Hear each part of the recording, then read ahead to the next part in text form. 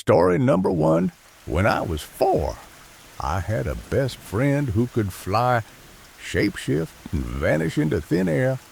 I called him Boo. I thought he was magic. Until the day he tried to take me away forever.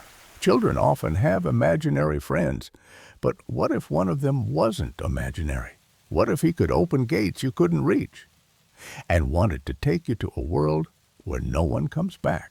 I was just a kid when Boo invited me to a party in the other world. He promised candy, cake, and new friends. What he didn't tell me was that I might never come home. There's something bone deep wrong about a friend who smiles while dragging you toward the woods. My tiny hand was in his, but all I felt was cold. "If you don't behave," Boo whispered, "you won't get your party." That was the last time I trusted a voice from the shadows. When I was just a little boy, I had a friend named Boo. He wasn't like other friends. I called him this because you could see through him. Boo and I played a lot when I was little, even introduced him to the rest of my family. We pretty much did everything together. He was cool because he changed his shape. He could be little like me or big like my dad. He could walk through walls and flew with wings on his back. To me, Boo was a gift. While other kids clung to toys, I clung to a ghost with wings. At first, he was fun. We'd laugh, explore my backyard, pretend that trees were castles, and imagine adventures no one else could see. The week or two before my 4th birthday, Boo wanted to play in the front yard, which was pretty normal for us, but things changed quickly. One sunny morning, Boo looked at me with a strange glimmer in his eyes. He said, "We've been friends a long time. I want you to meet my family." I remember being excited. A party? They're going to throw you a big party with all the cakes and candies that you could eat, he told me.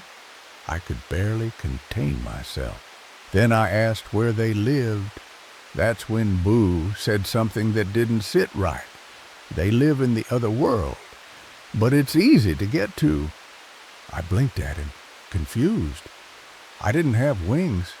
He always flew. I didn't know how to leave the yard.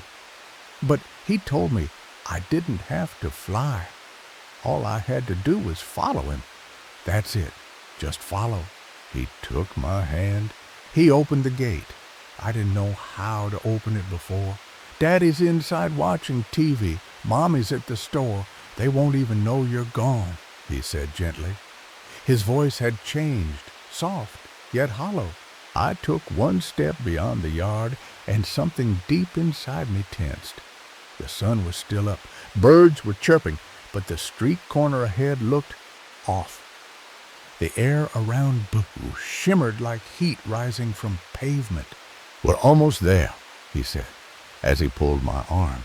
I stopped. "I'm scared," I whispered. "That's the furthest I've ever been from home without Mommy and Daddy." His grip tightened. I felt his hand close around my wrist like a clamp. There was no warmth in his touch, just pressure, cold and wrong. I looked up at his face, but something had shifted.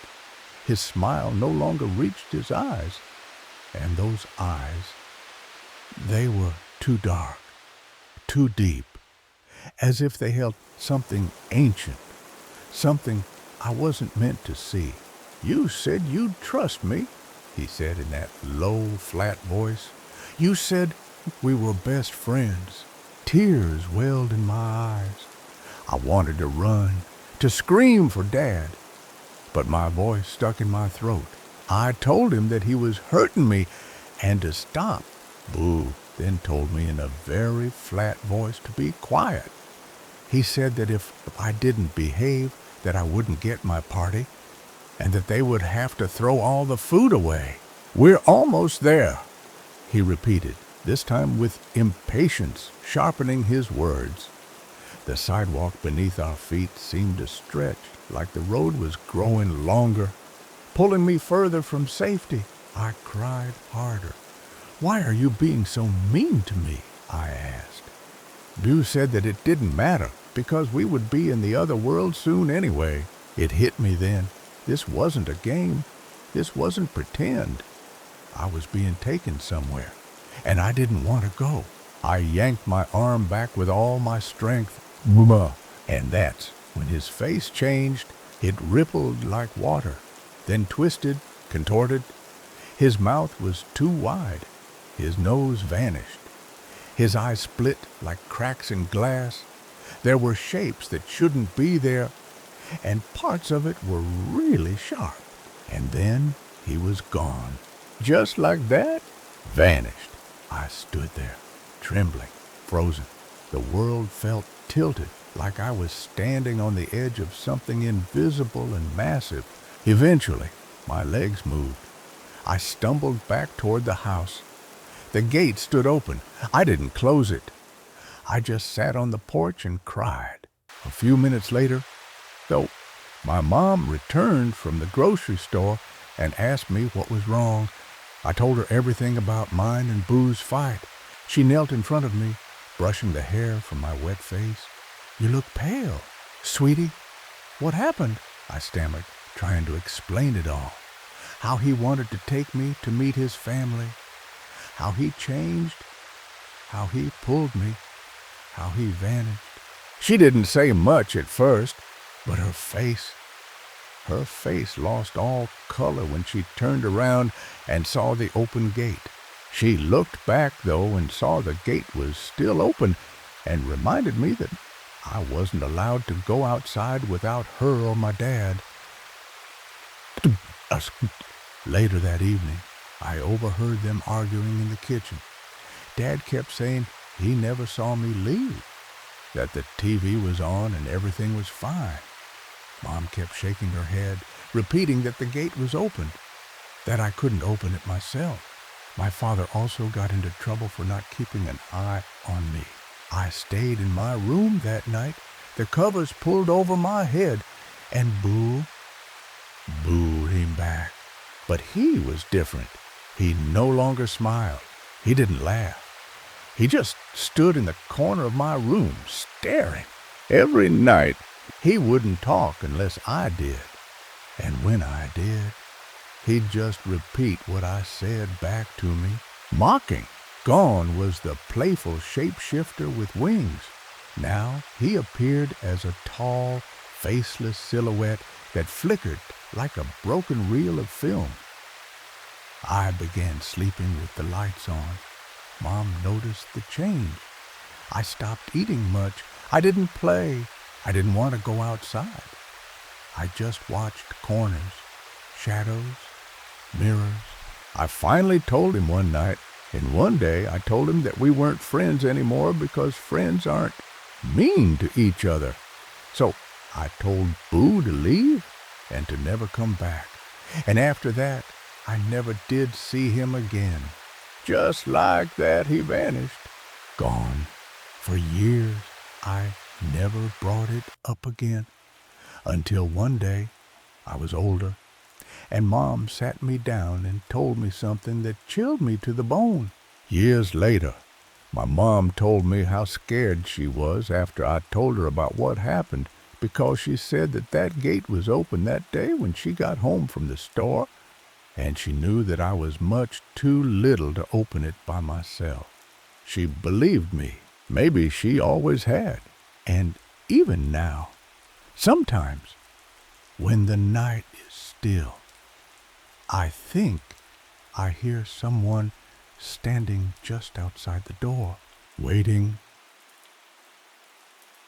Story number 2. You ever have a moment so bizarre, so twisted, it sticks to your bones like a shadow you can't shake? One knock, that's all it took.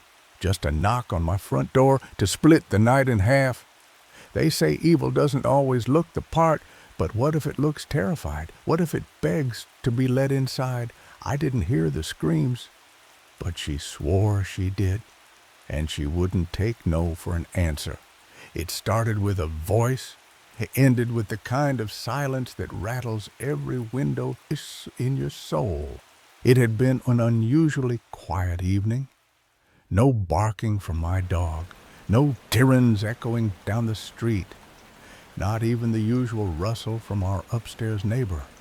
The city outside was humming in its routine, but inside our little duplex, everything felt sealed off, almost too still. That's when I heard the knock. Not loud, not frantic, just persistent. I opened the door, and there she was, a woman with wide eyes and the look of someone who hadn't slept in days. Her hands trembled as she held her coat tighter around her. I heard a child screaming, she said, and an older man yelling. He said, "People are looking for you now." It was loud, right here. I live in a duplex with my boyfriend and dog, but we live on the main floor, and we have a neighbor who lives by himself in the upstairs unit. But we have absolutely no children. I blinked, trying to make sense of her words. My brain scrambled to rewind the last 15 minutes. Had I heard anything unusual while folding laundry? No. Just the rhythmic hum of the dryer and the occasional shuffle from the dog in the backyard. I told her gently that she must have been mistaken. Maybe it was one of the neighborhood kids. This area has plenty of them, and they're always running around yelling during summer evenings. But she didn't blink, didn't move, just stared. The way that she was talking and the look on her face, though, seemed really genuine. Her eyes bore into me like I was hiding something, like she expected a child to cry out behind me at any second. "I know what I heard," she insisted. An older man, screaming, threatening, the way she described it. It wasn't just sound, it was a scene, a narrative, something violent, something urgent. But there was no evidence, no sounds, nothing except her trembling voice. "I'll let you take a look if it helps," I offered, gesturing toward the backyard fence. "There's no one else here." She leaned forward, too far. That's when her hand grazed the inside of the doorway. Something shifted in her eyes, like a decision had been made. By this point, our upstairs neighbor and my boyfriend heard what was going on and joined me at the door. The woman didn't retreat. In fact, she stepped even closer. Her foot edged in seed like it had the right to be there.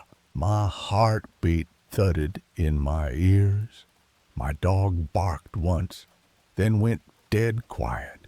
When my boyfriend asked what was going on, she answered with the same breathless intensity, recounting the screams again like we hadn't already told her twice that no children lived here. That's when I picked up my phone. She didn't flinch, didn't back out of the doorway, didn't stop staring into the dark space behind me. There's something unnatural about a person who won't move when asked, something primal that kicks in, the kind of fear that whispers, "This isn't normal. This isn't safe." I kept my voice level as I spoke to the 911 dispatcher, detailing the situation with slow, careful words. My eyes never left hers. She stood frozen, half in, half out, as if the doorway was some kind of spell that tethered her between two realities. "Yes, ma'am. She's trying to enter my home," I said, gripping the phone just a bit tighter. "No, she's not responding to us. She just keeps saying the same thing over and over again." Even with both my boyfriend and neighbor beside me now, she didn't back down. If anything, her voice got louder, more agitated. There was a child. I heard him scream. Something terrible is happening in there. And you all just keep pretending like nothing's wrong. She just refused to accept my explanation, though, and eventually fully got herself into the doorway. She had crossed it, not by rushing in, not by forcing, but with a deliberate, slow creep that somehow felt even worse, like she knew exactly how much she could push without being physically stopped. "Miss," my neighbor said, clearly trying to sound authoritative, "I'm the one who lives upstairs. I've been home all night. I didn't hear a thing. There are no children in this house." She didn't even look at him. Her eyes were fixed past us, into the hallway, into the kitchen, into the places where shadows settle when lights flicker. She whispered, "They're hiding. You know they are. You're helping him." My skin crawled.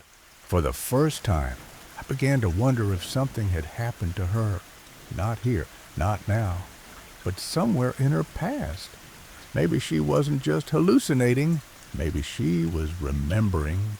Still, we couldn't let her stay. I repeated that the police were on their way. That was when she laughed. Not a full laugh. Just a broken exhale that carried something hollow with it. "You think they'll help you? You think they don't already know?" The silence that followed was suffocating. We didn't speak. None of us moved. It felt like the entire house had paused. Then came the pounding of footsteps from the side of the house. Flashlights, voices. Relief wrapped in the shape of uniforms. The officers didn't draw their weapons, at least not that I saw, but the way they moved told me everything I needed to know. They dealt with this before. "Ma'am, step back from the doorway," one of them said. Voice clear and measured. She didn't budge, didn't blink. Her hands were now clenched into tight fists, her jaw trembling, lips moving like she was still arguing, but no words came out, just a tight whisper, barely audible. "She's in there. The kid is still in there." That's when one of the officers gently stepped between her and our front step, his presence like a wall being quietly erected. "Ma'am," he said again, "I need you to step outside. This is a private residence. You are not permitted to enter without consent." Still nothing, just that eerie gaze, and her body half turned toward the house. Like she could see something through us. She stood in that doorway until they arrived. After the cops talked with her and asked us questions, we found out that she admitted to using meth earlier that morning. The moment that word left their mouths, meth, a strange weight settled on all of us. It was like we'd gone from a horror story to a tragic one. The officers explained that she was likely coming down from a high, experiencing hallucinations. They said it wasn't uncommon, but I could see it in their eyes. They weren't fully convinced either. They kept trying to coax her to leave. "You're free to go now," one officer repeated.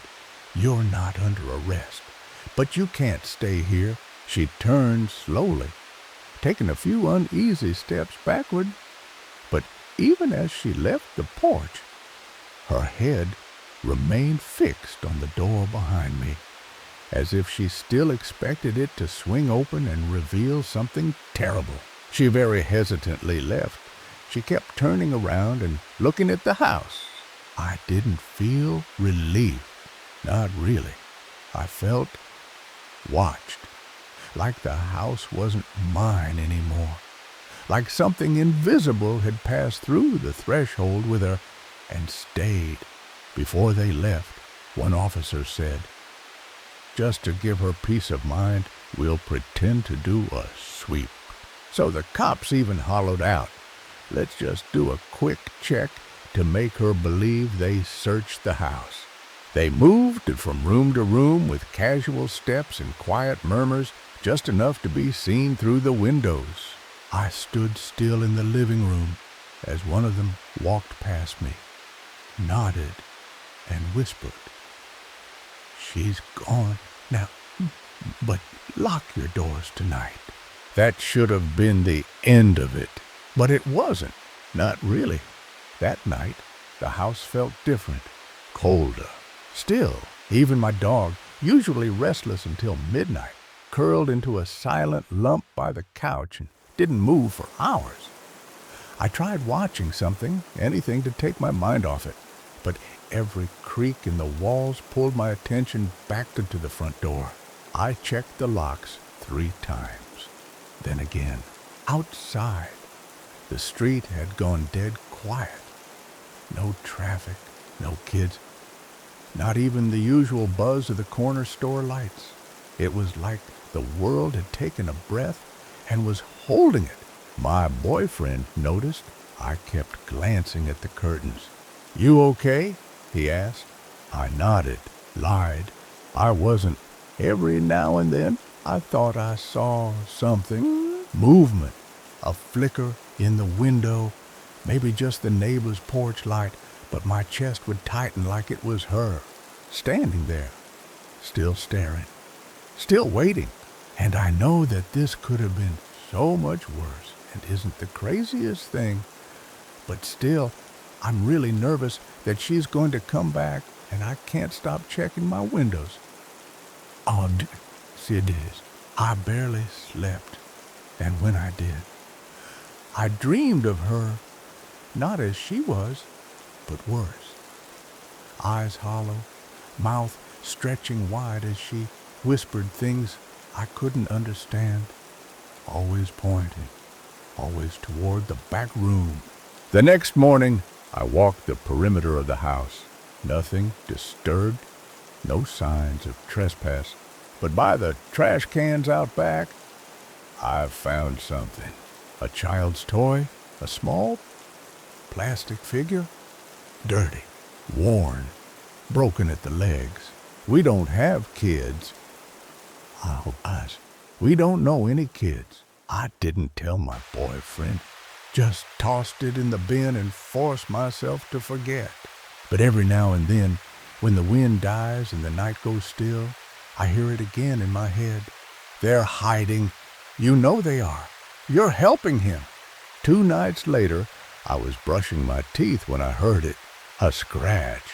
Not loud, not sharp, but unmistakable. It came from behind the bathroom wall, the one that backs onto the hallway closet. I froze. Toothpaste foam still in my mouth. Listening? There it was again. A slow, dragging scritch, like fingernails tracing along drywall. I spat, rinsed, and opened the bathroom door. Oh, silence. The hallway was dim, the bulb overhead flickering like it always did. I pressed my ear to the closet door. Nothing. Still, I opened it. Empty, except for the coats and the vacuum and a single old box of tangled Christmas lights. I closed it again, but not all the way. That night, the dream came back, stronger. This time, I was in the hallway, and she was inside my house, standing in the kitchen, staring at me, and behind her was the child, but not a real one. Its skin was gray, its eyes too large, too dark.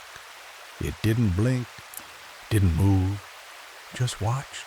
When I woke, there were fingernail marks on the inside of the hallway closet door. I didn't tell anyone. I started sleeping on the couch with the dog. I started locking the closet door. That's not something normal people do. Closets don't need to be locked. But every night before bed, I turned the little knob on the handle until it clicked. It made me feel sane, even if everything else didn't. And then one night, I forgot, just once, and at exactly 3:14 a.m., the dog started growling. Low, constant, not barking, just growling. I sat up on the couch, heart thudding, and saw him facing the hallway, ears back, eyes locked on that one spot I'd learned not to look at anymore. The closet. It was open, not wide, just a crack. I stood, barely breathing. The hallway was freezing. My bare feet stuck to the wood floor as if the cold had turned it to ice. The door creaked as I approached. I reached out, pulled it open, empty. But on the inside of the door, a fresh mark, not a scratch this time. A word, just one, help, written in something dark, something that hadn't dried yet. 2 weeks passed. No sign of the woman, no strange dreams, no scratches, no voices, just quiet, almost too quiet. I started to believe it was over. Then, on a Thursday evening, as the sun dipped behind the rooftops, my upstairs neighbor knocked on our door. "I think someone's in my apartment," he said. His eyes were wide, pale, sweating. I froze. He explained that he had just stepped out to take a call and left his door unlocked. Gone for maybe 5 minutes. When he came back, things had been moved. He didn't hear anyone, but when he passed the hallway mirror inside, he could have sworn he saw someone standing at the end of the hallway, a woman staring at the floor, hands clenched.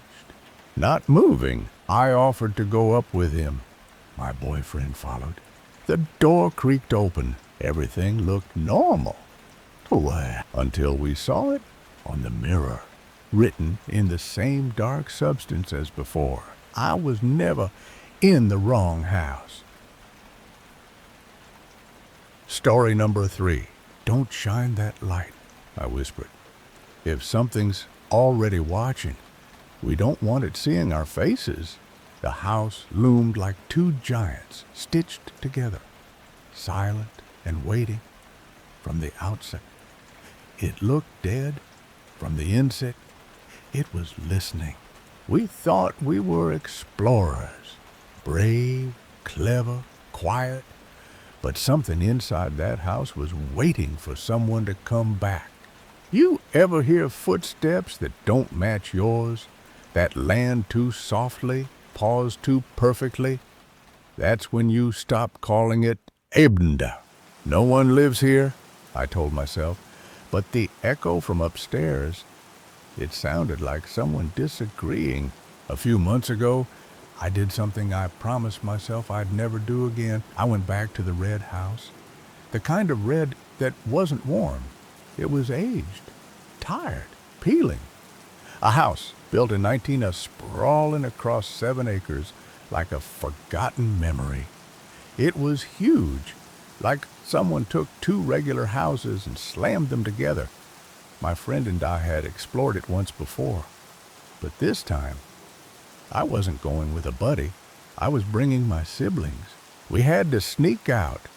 Mom asleep, the lights out, doors locked. I dropped my siblings off near the woods and drove half a mile away to stash the car at a hidden trailhead. From there, I rode back under the moonlight on an electric scooter, buzzing quietly past shadows that looked more solid than they should. The gate to the property had rusted, sagging like tired shoulders, lined with barbed wire. I folded the scooter into the grass, and we began the walk through tall weeds, the kind that whip your ankles and hide broken glass. It was quiet, too quiet. The red house wasn't like other abandoned buildings. It didn't rot the same way. From one side, it looked like a modest one-story, but step around back, and you'd realize it clung to the hillside, rising into 2 full stories of forgotten rooms and boarded windows. We crept through the rear entrance, this back door, tucked into the farthest corner of the structure, had been our original access point, a hole in the wall where the boards had been torn off the last time. We had needed screwdrivers and hammers. Tonight, it was just open. And that was the first wrong thing. The floors creaked, not like wood, but like breath. I had a flashlight, but kept it low. The silence in that place was too heavy, too complete. Every movement felt like shouting. We moved slow and cautious, the way kids do when they're too scared to admit they're scared. We reached the center of the first floor, the heart of the house, where the staircase spiraled upward. That's when I first heard it, a sound like a whisper wrapped in footsteps, too soft to be ours. "Did you hear that?" I whispered. They didn't, or they didn't want to. Up the stairs, one hallway led to the garage, a space strangely small for a house this size. The other hallway stretched into open rooms and scattered furniture, the kind of layout that makes you feel exposed no matter where you stand. We moved through the kitchen, a lounge, a family room stripped of life but not of presence. Then I saw him. A shadow crossed from one bedroom to another, quick, deliberate, and unmistakably human. I froze. My flashlight barely reached that far. But it didn't have to. I knew what I saw. I hissed at my siblings, tried waving them back silently. They ignored me, thought I was just messing around. Then came the crash. A bookshelf? A dresser? Something heavy slammed to the ground, loud enough to rattle the floor beneath us. The whole house seemed to jump. No more doubts. Someone, or something, was in there with us. "Go, now," I snapped. We ran, no hesitation tug, just adrenaline and bad decisions. The staircase blurred beneath our feet. We flew through the zigzag of the lower floor, ducking corners and dodging shadows. Behind us, footsteps, fast, chasing. We hit the grass and didn't stop. I dropped flat, yanked my siblings down with me. The field was wide, but if we ran, we'd be seen. So we crawled, and that's when I saw him again. He stepped out of the house, scanned the grass, then ran, not toward us, but into the smaller house next door. It should have been boarded up, but it wasn't. We lay still. The grass itched, but we didn't dare move. Not after seeing that figure, tall, fast, decisive, run from the red house to the little one beside it. 50 feet, maybe less. He hadn't spotted us yet. "Don't breathe so loud," I whispered to my brother. He could still be listening. The little house had looked sealed, completely boarded the last time. But the man, or whatever he was, knew something we didn't. He slipped behind a large shed and vanished. I realized then this wasn't his first time here. We started crawling again, army style, knees and elbows in the wet earth. The grass muffled our movements, but my heartbeat was loud enough to betray us. Every crunch of dead weed sounded like a signal flare. Then the footsteps returned. Behind us, soft, deliberate, not chasing, but searching. I didn't look back. I couldn't, not yet. We kept moving, inch by inch, toward the dirt road beyond the field. My sister's breathing was ragged.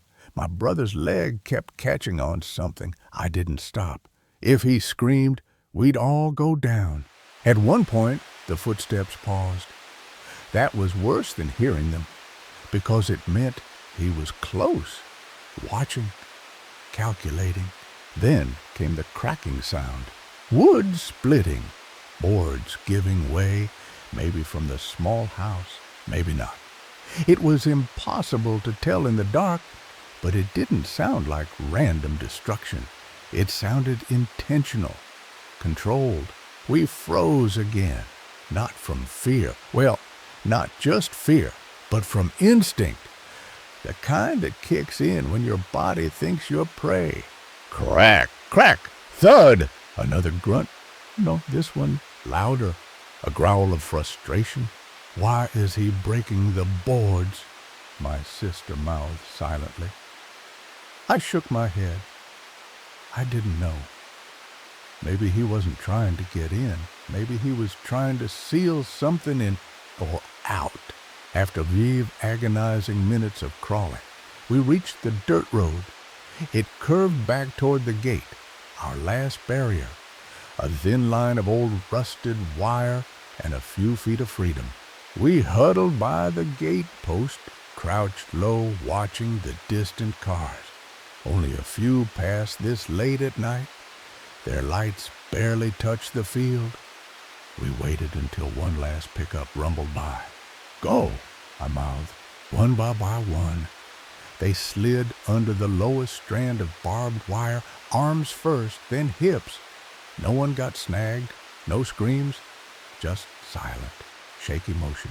Then I heard it, not footsteps this time, but running, fast, crunching through the grass like someone sprinting with purpose. I dove, rolled under, got up, shoved my siblings ahead. We didn't look back. My brother had already grabbed the scooter. The second he unfolded it, I heard that tiny electric whir and could have kissed him for it. He jumped on and started speeding down the road. I grabbed my sister's hand and ran behind him, lungs burning. Still no sign of pursuit. Not until we reached the car. I popped the trunk, threw the scooter inside like it weighed nothing, and we all piled in. Doors slammed, locks clicked, engine roared, and still nothing in the rearview mirror. No figure, no lights, no sound. But I didn't breathe easy until we turned off that road and lost sight of the red house for good. We didn't speak on the drive home, not one word. The silence wasn't peaceful. It was dense, like fog inside the car. I could tell my siblings wanted to laugh it off, make jokes, say something dumb like, "That was wild." But they didn't. Not yet. Something about that chase, that man's speed, the crash upstairs, the shadow in the hallway made it all too real. We reached the house, snuck back inside without waking our mother, and tried to sleep. I didn't, not really, because all I kept thinking was, what if we hadn't run fast enough? The next morning, everything felt normal. Birds chirped, Mom made pancakes, my sister laughed at a meme on her phone. My brother tried to convince us the guy was just a junkie squatter. But I knew better. Squatters don't chase people, I told him. Not unless they've got something to hide. What would he be hiding? My sister asked, flipping through photos on her phone. There's nothing left in that house. We saw it. I paused, then stood up. No, I said. We thought we saw it. That evening, while they played video games, I went back online, pulled up zoning maps, property records, demolition permits. The red house was real, built in 3,800 square feet, sold multiple times, always leased to young families or college students. But something odd popped up. In 1998, there was a missing persons report. A woman in her early 20s, last seen at a party near that property. Cops investigated, searched the barns and fields. Nothing came of it. Case cold. But here's the weird part. In 2003, another disappearance. A delivery guy who left a package on that exact street. His van was found on the side of the road near the gate, unlocked, empty. Both files were closed. Nothing suspicious found, at least officially. That night, I didn't sleep either, because now I had to know. Was the Red House just a place we weren't supposed to be, or was it something that didn't let people leave? I didn't plan to go back. Not really. But 3 days later, I found myself in the garage, checking the scooter's battery and packing a flashlight, just in case. My brother walked in. "Seriously?" he asked. "You're going back? I need to check something," I said. "Then I'm coming." "No, you're not." "You think I'm going to let you go alone after what happened?" We argued loudly, so loud, Mom nearly caught us. In the end, I relented, but only if he followed orders. We left my sister behind. It was different this time. No thrill, no sneaking for fun, just two people riding towards something they should have never disturbed. We parked farther away this time. Didn't want anyone seeing the car. The gate creaked like it remembered us. The grass in the field had shifted, slightly trampled, like someone else had walked that path since. We approached from the opposite side, toward the barns first. One was empty. The second was locked tight. The third had claw marks, long, uneven gouges across the door, not fresh, not old either. What could have done that? My brother whispered. I didn't answer. We circled the red house, looking for the same entry point. It was still there, the back corner hole. But this time, there were new boards leaning nearby. Someone had started to cover it again. Someone had been back. Inside, everything felt colder, like the air had stopped moving. The open floor plan upstairs didn't feel empty anymore. It felt watched. We didn't talk, just moved quietly downstairs to the basement. This was the one place we hadn't fully explored before. We thought it was too dark, too messy. But tonight, I needed to know what was underneath us that night.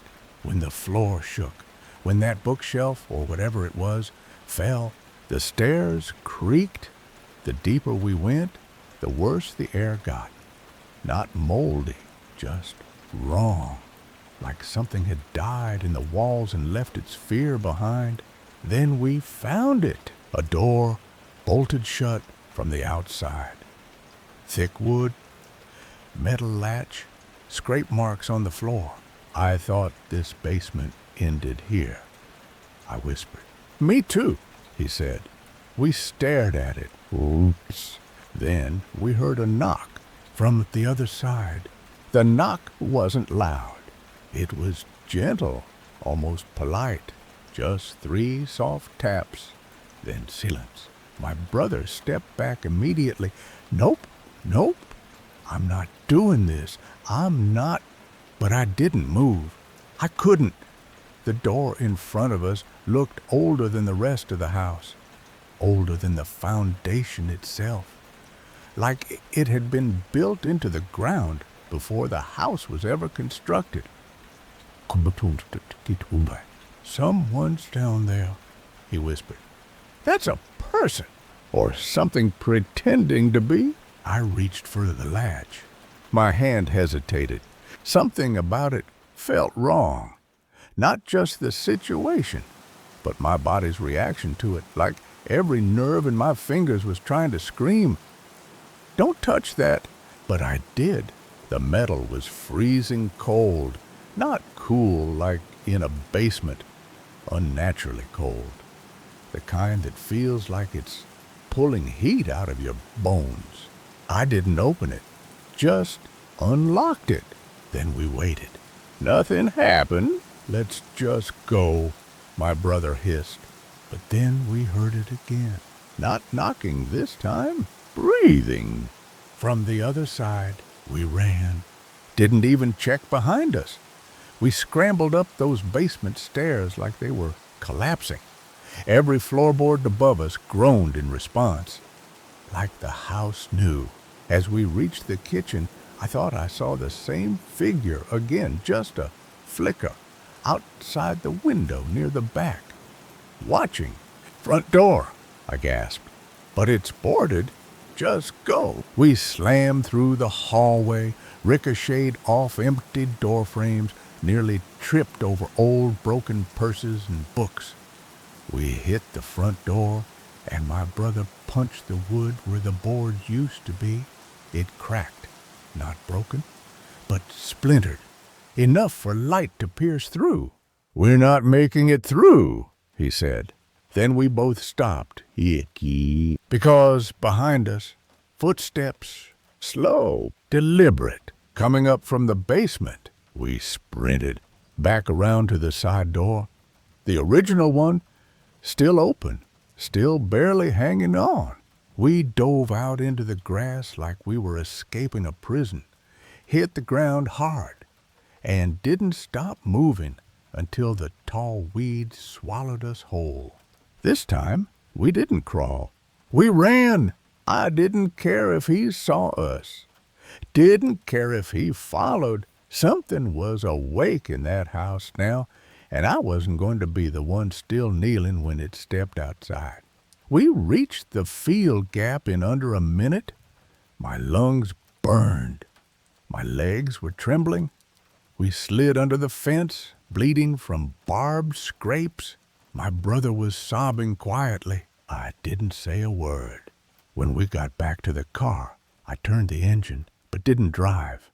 "Why was the door locked from our side?" I asked. Finally, my brother just shook his head. And then whispered, "What if it was never meant to be opened?" That night, I went back online, not to look up missing persons, but old construction plans. Turns out, the red house was built on top of an older structure, a farmhouse that had burned down in the 1950s, with the family still inside. Locals swore the foundation remained buried, and that no one had ever cleared it properly. The basement, it wasn't part of the current house. It was what was left of the old one. The article was buried deep. An old scan of a local newspaper from 1953. I had to reverse search archived terms to even find it.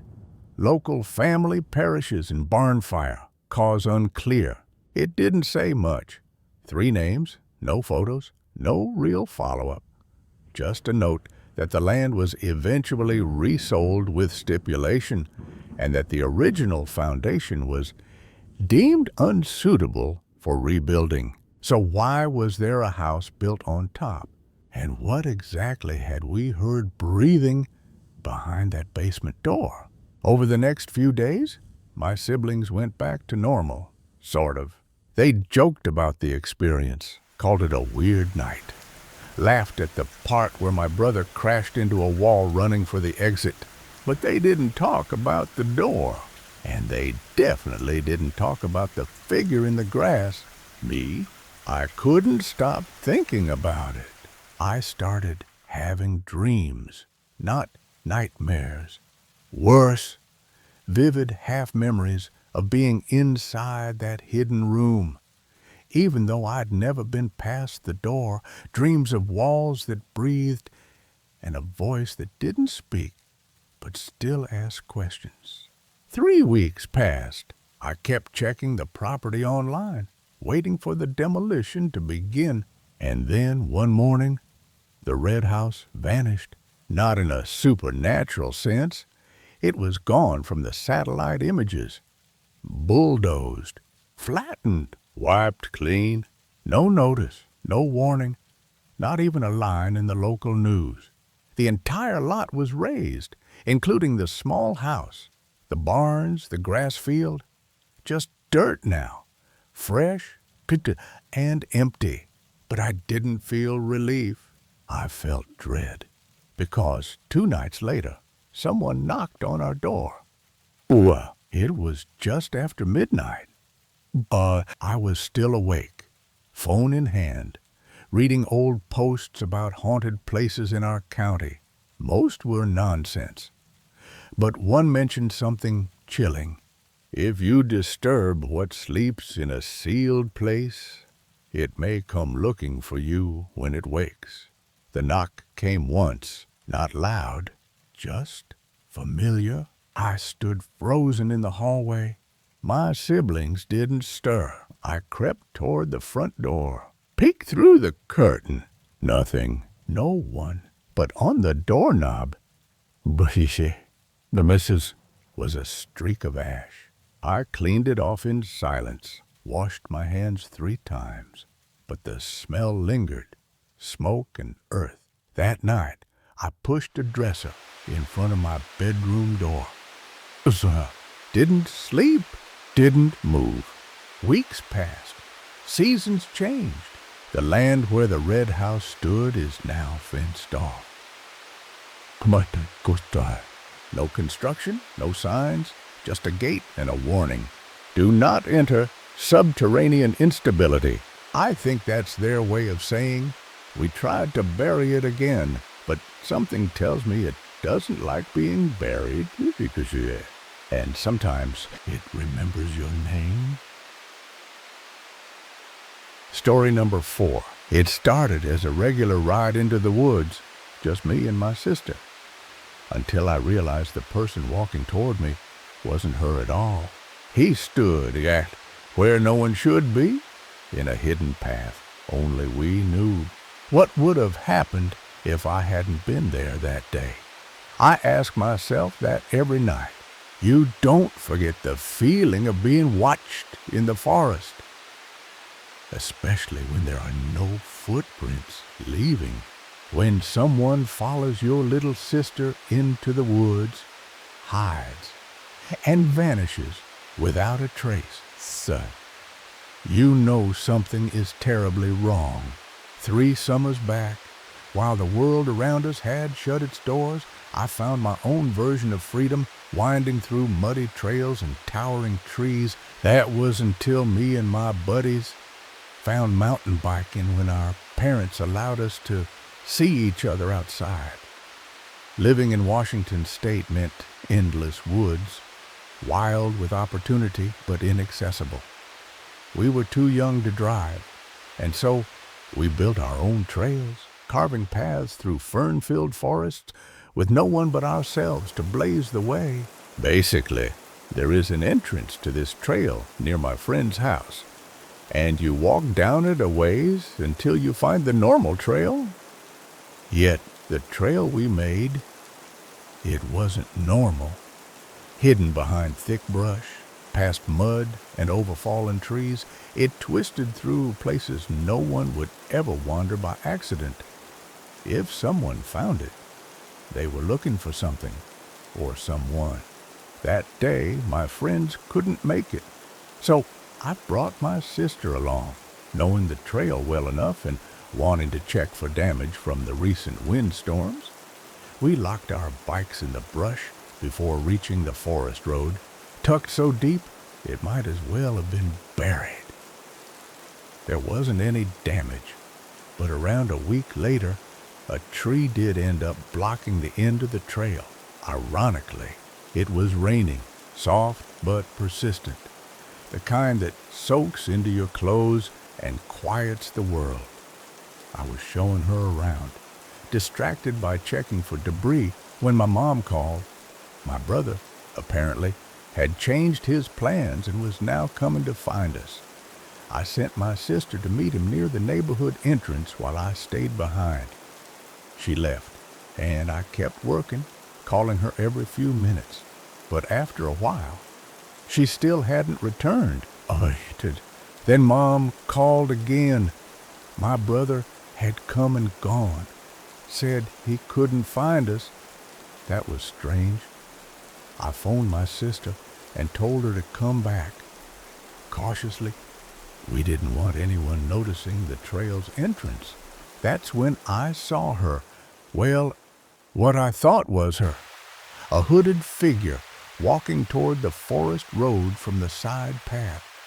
The body language was right. The location was right. But this is when I realized that I didn't remember her wearing a white sweatshirt or windbreaker. The figure turned. Not her, not even close. A grown man. I ducked behind a tree, heart pounding, instantly calling my sister. She answered from behind me. It was my sister. I whispered for her to hide. I told her someone was out here. Someone who shouldn't be. She looked. No one was there. I peeked over, and sure enough, nobody was there now. But I knew what I saw, though. We moved quickly but quietly through the mud, heading back toward our bikes. Every rustle in the trees felt like eyes. The thought of our bikes stolen was almost a comfort compared to who might be watching us now. But the bikes were still there. That was when we saw it. At one point, it did look like there was a different shoe print, though, because it was slightly larger and differently shaped. A shoe print neither of us recognized. The real fear settled in later, when we crossed the wooden bridge near the trail's entrance. In the rain, prints are easy to track. There were hers, mine, and one more. A final print layered atop hers, recent, deliberate. Someone followed her in. We got out fast, told our parents.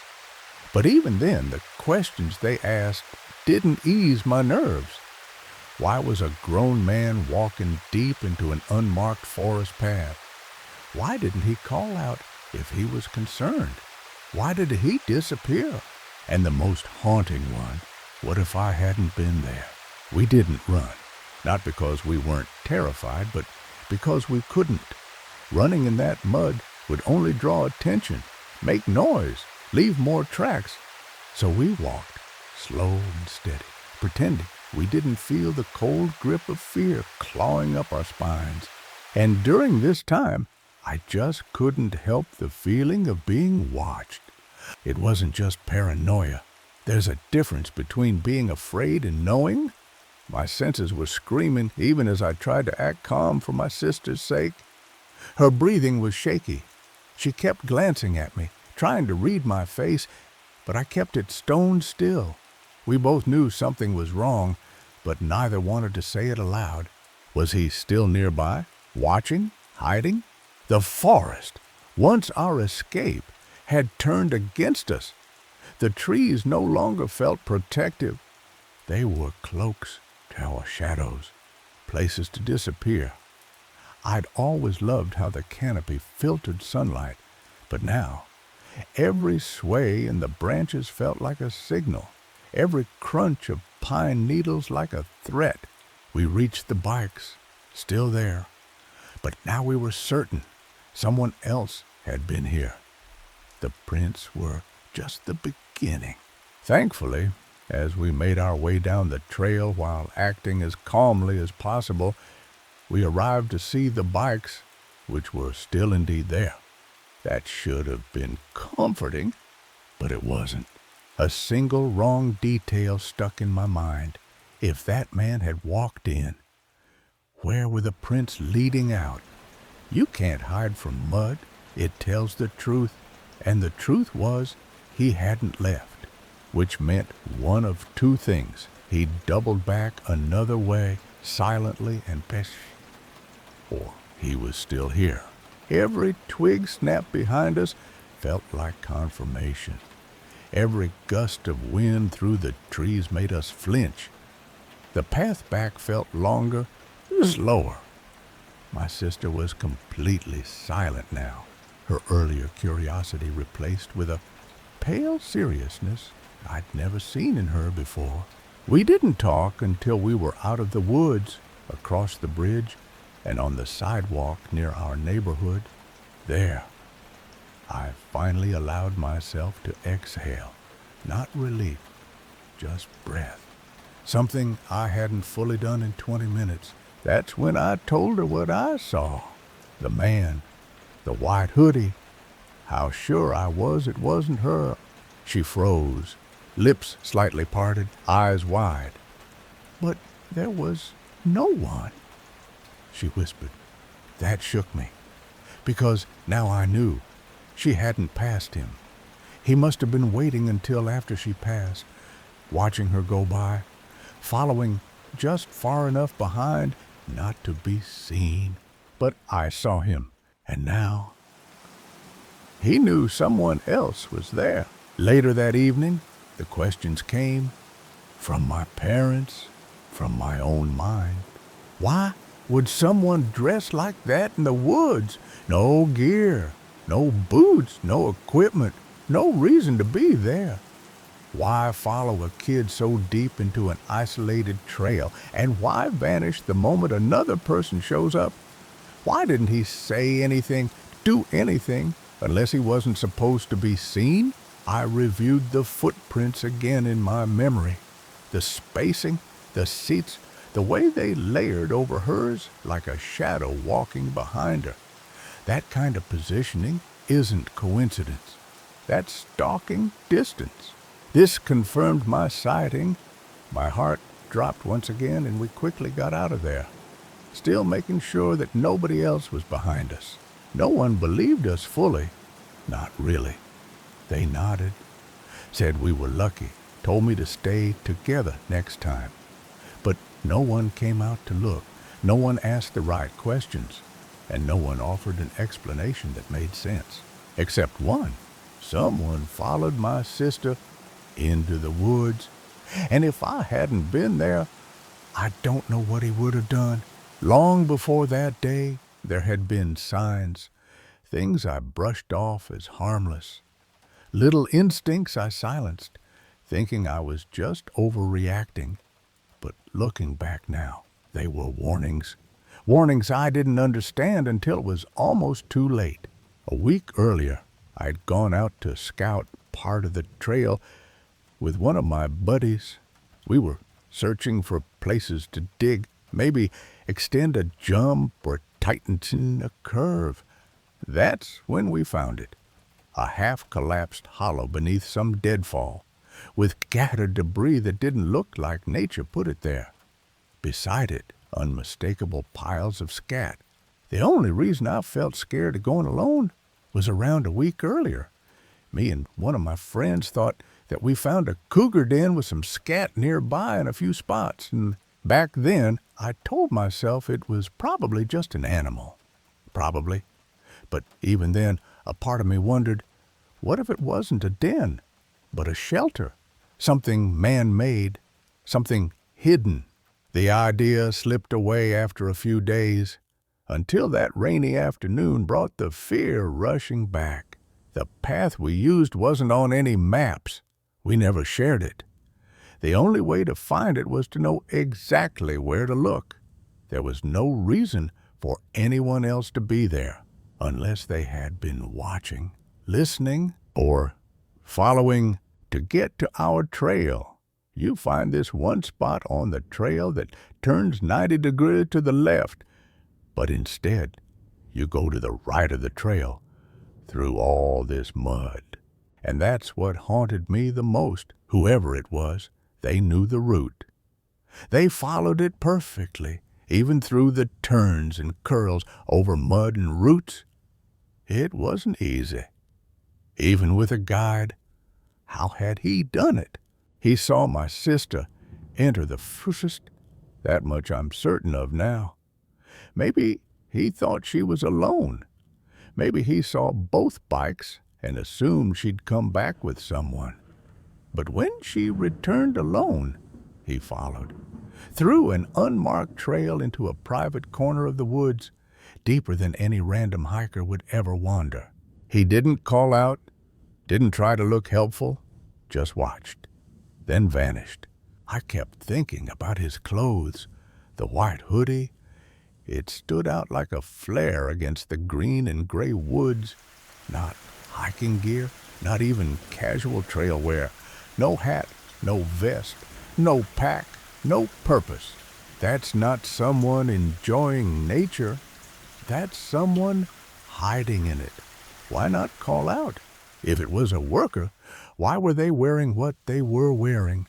Wouldn't there have been boot prints? Wouldn't they be wearing a vest or a helmet? A truck parked outside the trail? It was the silence that chilled me most. Not a single word from him, just movement. Calculated, slow, patient, then gone. If he'd been seen, he didn't want to be. That night, I couldn't sleep. My mind kept looping over the scene, her small frame walking toward the road, the white-hooded figure behind the brush, the sound of her voice behind me, while I was staring at a stranger. Duh.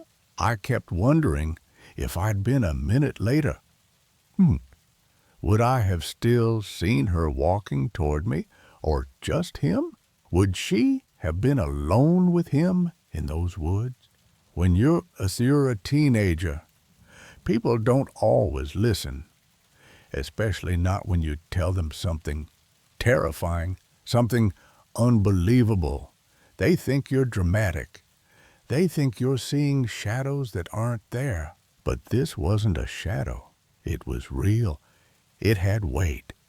It left footprints. Still, when I told my parents, I saw the hesitation in their eyes, the split second of doubt before their nods, a soft, casual dismissal. Just make sure you stay together next time. I could tell that they partly didn't believe me or thought that I was just over-exaggerating or something. That's what stayed with me.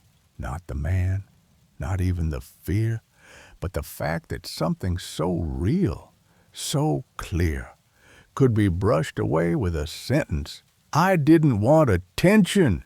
I didn't even want them to panic. I just wanted someone to believe what I saw. Instead, I was left to wrestle the memory alone, and I did, over and over. Why was he there? If it was innocent, why follow so far behind? Why not speak? Why slip away when spotted? And most importantly, what did he plan to do? My sister had no idea how close she came to something dangerous, something we'll never fully understand. She wasn't scared until I told her. Then I watched the fear rise in her like a tight, quiet, creeping, inescapable. And me? I didn't sleep for days. Every rustle outside my window made my heart spike. Every time I passed the edge of the woods, I expected to see that white hoodie again, not moving, just watching. Why the footprints entering but no going back? The details gnawed at me. His build, his posture, how he moved like someone used to the terrain, but not dressed for it. Someone local, maybe, or someone who'd been watching for a long time, waiting for the right moment. Even the shoe print had stuck with me, half an inch longer than mine, not massive, not delicate, just human. And somehow that made it worse. My guess is that this person was anywhere from 2 in shorter than me to 2 in taller. He wasn't a monster, not visibly, not obviously, just someone big enough to matter, big enough to do harm. I was 5'8", 130 pounds. I wasn't small, but I wasn't winning a fight against a grown man either. And if I hadn't been there, that question, it never leaves. We never saw him again. Not there, not anywhere. He vanished as easily as he appeared. But the memory stayed, etched into the trail, into the muddy prints, into the space between my sister and me as we walked home in silence. That part of the forest never felt the same. We stopped using that path after a while. Said it was too muddy, too remote. But we both knew the real reason. It wasn't our place anymore. It belonged to the stranger. Weeks passed, then months. The forest changed with the seasons. But for me, it never went back to what it was. I used to love the silence out there, the way the trees muted the world, the way the trail seemed to belong only to us. Now, the silence felt different, heavier, like it knew something I didn't, like it remembered. All these questions, though, went through my head. I kept trying to explain it to friends, to myself. But each time, the words felt smaller than the fear. How do you explain almost being hunted?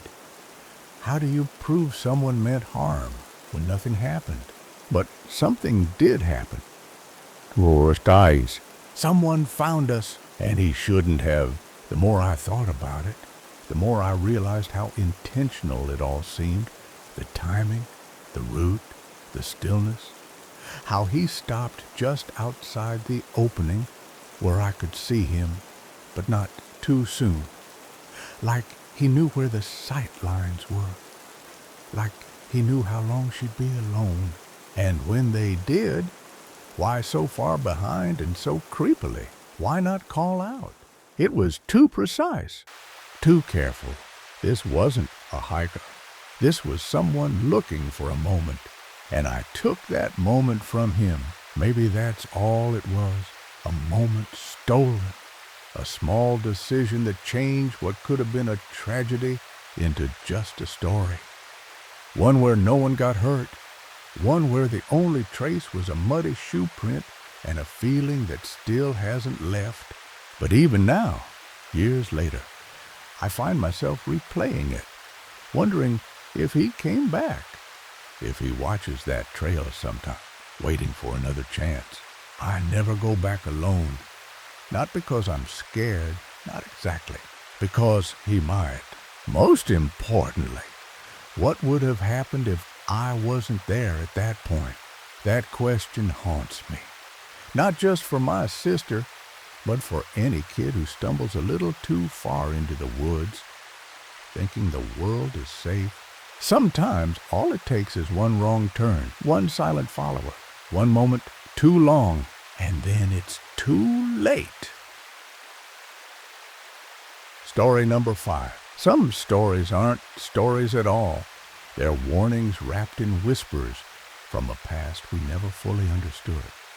Mine begins in the quiet folds of a summer afternoon where the shadows knew things I didn't. I was a child of the cul-de-sac, raised by wind chimes and screen doors, in a town so small it seemed almost imaginary. There weren't many kids around, just me, the overgrown lots, and the feeling that sometimes I wasn't alone, even when I should have been. It all started with a blow-up kiddie pool, a 7-foot plastic miracle that shimmered in the heat like a mirage. I was 6, maybe younger, tugging at its stubborn seams, trying to flatten it before my dad came out and scolded me for switching activities without cleaning up. That's when he walked up, silent, purposeful. He was about 6 feet tall, slender, with long brown hair and a beard. He had the kind of presence that felt rehearsed, like he'd been here before, like this was just another stop in a loop he'd walked 1,000 times. He spoke gently, like the way wind talks to trees. He greeted me, though, and explained to me that if I squeezed the rubber nozzle part of the inflatable pool, then the air would escape more easily. And just like that, with effortless precision, he deflated the pool, folded it like origami, and handed it back to me. No explanation, no goodbye. Just turned and walked away, like he'd done exactly what he came to do. I never told anyone. Maybe I thought it wasn't important. Maybe part of me already knew it wasn't the kind of thing adults believed in. A year passed. Summers stretched and snapped like rubber bands. I had forgotten him, or I thought I had. This time, I was working on my bike. The chain had popped off. I dragged it into the backyard where the sun couldn't reach me, fingers greasy and sore. 10 minutes in, he returned. I saw that same hippie guy walking down the driveway into my backyard. I didn't hear him come. He didn't call my name, but there he was again, slipping between the plants like he belonged there. My dad was in the front, mowing the lawn. Our dog, a beast of a Great Dane, didn't so much as growl. That should have been my first clue.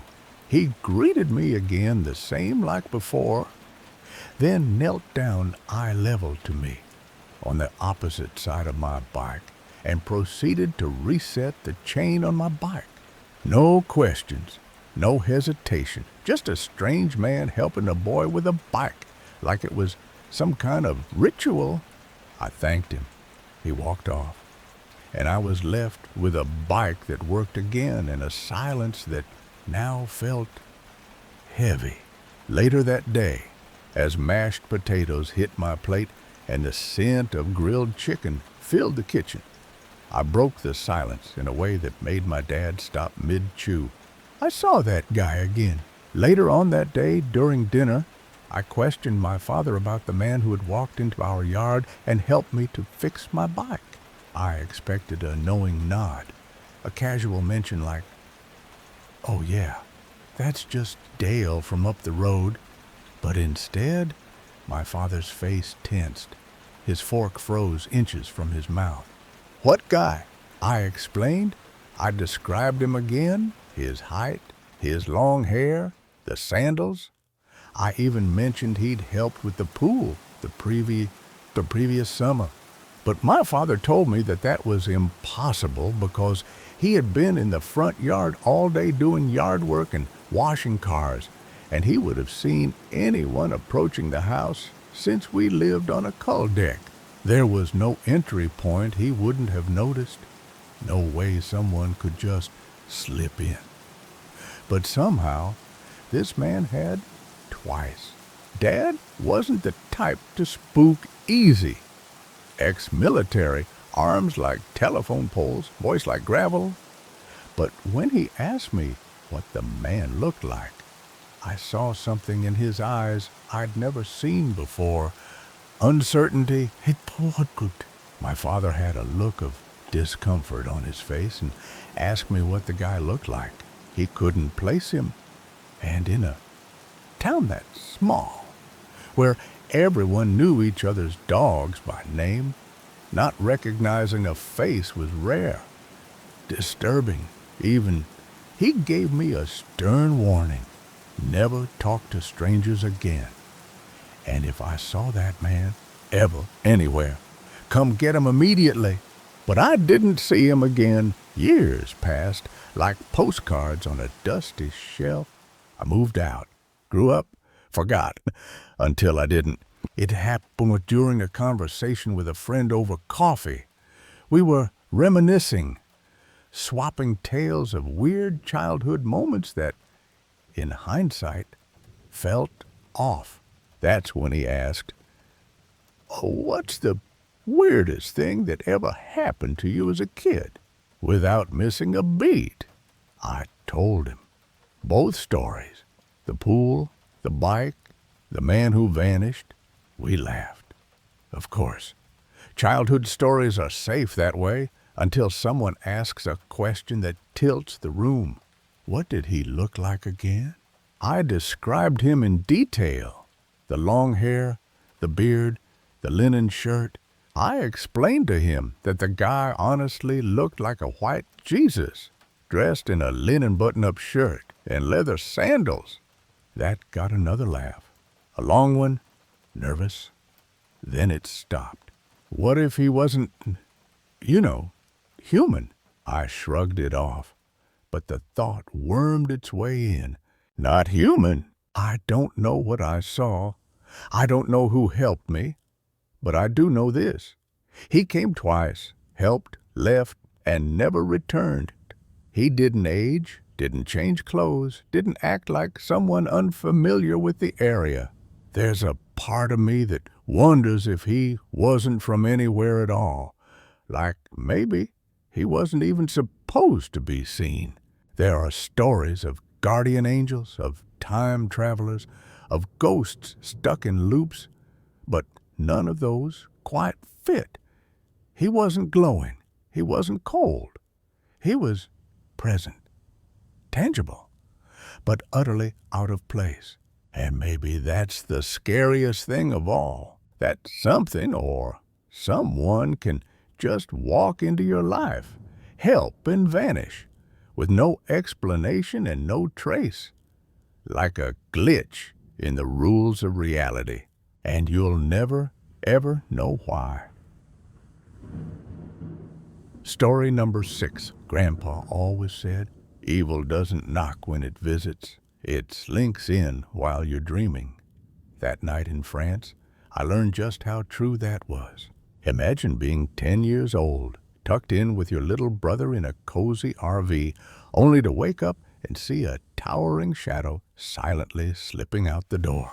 We thought we'd found a safe spot to rest, a quiet parking lot surrounded by other travelers. But something else found us first. What if I'd called out that night? What if I'd said just one word to that silhouette? Would I still be here to tell this story? They took our bags, our cameras, but they left behind something worse, an icy fear that still creeps in every time I close my eyes.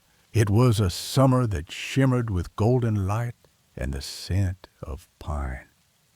My family and I had embarked on what we believed would be an idyllic motorhome journey through the countryside of France.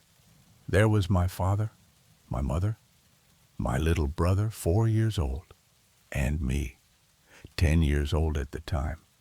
We weren't the most experienced campers, but the thrill of freedom, of sleeping under the stars, had pulled us onto the road. The first night passed uneventfully, but the second day ended in quiet frustration. After traveling for a day, my father looked at the map to find a campsite. Unfortunately, it was full, though the sun dipped below the hills, casting long shadows on the asphalt as we drove onward. My father, never one to panic, kept the mood light, humming softly as he drove. Then, a flicker of relief, we spotted a parking lot with several other motorhomes and a couple of long-haul trucks already parked for the night. Looks like we're not the only ones caught out, Dad said, pulling into a space at the edge after getting installed and eventually having a bite to eat. We went to bed. My parents had their bed in the back, while my brother and I slept up front in what we called the sky nest, the overcapped bed where I slept with my brother. We giggled under the blanket, whispering nonsense stories until sleep tugged at our eyelids. Outside, crickets chirped in the dark, and a warm breeze drifted in through the slightly cracked window. Dad, as always, stepped out to relieve himself in the nearby bushes before bed. At night, my father had the habit to pee outside in the grass, the forest. Then came the silence. Not peaceful, not sleepy, an unsettling kind of stillness that made the hairs on my arms stand up. I stirred, blinking in the darkness. Something had pulled me from sleep. A sound, faint, a soft rustling, like someone shifting through belongings. I held my breath. Now, in the middle of the night, I woke up to hearing some noises, like rustling or someone searching for something. My first thought was innocent enough. I thought that it was my mother or father. Maybe Dad forgot something. Maybe he needed his wallet. But then I saw it, a black silhouette, like 2 mil or 6 cil, in the living room that opened the door to go out. It was taller than Dad, broader. It moved with purpose, but without panic. I immediately thought that it was my father that wanted to pee and go out. So I just went back to sleep. I wish I hadn't. Morning crept in with soft light filtering through the curtains. The scent of warm bread wafted in from the nearby village. I sat up slowly, stretching, my little brother still snoring beside me. Everything seemed normal until I heard Mom's voice, sharp, confused, and growing louder. "Where's my handbag?" It was right here. Miss. I climbed down from the overcap bed and peeked into the main area of the RV. Dad was rummaging through cabinets. Mom was on her knees, checking under the seats. "The camera's gone too," she said. "And the photo bag." After having some breakfast, my mother couldn't find her handbag and the bag that we had our camera and photo camera in. A chill surged through me. I remembered the figure, the height, the quiet way it moved, the open door. I started hesitantly. "I think someone came in last night." Their head snapped toward me. "I saw someone," I said. "He was tall. I thought it was Dad.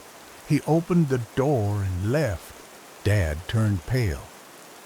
"You're sure it wasn't me?" I nodded. "You went out before we fell asleep. This was later. I didn't think anything of it." That was the moment that I realized that the silhouette that I saw was not my father, but someone who had broken in and robbed us that night.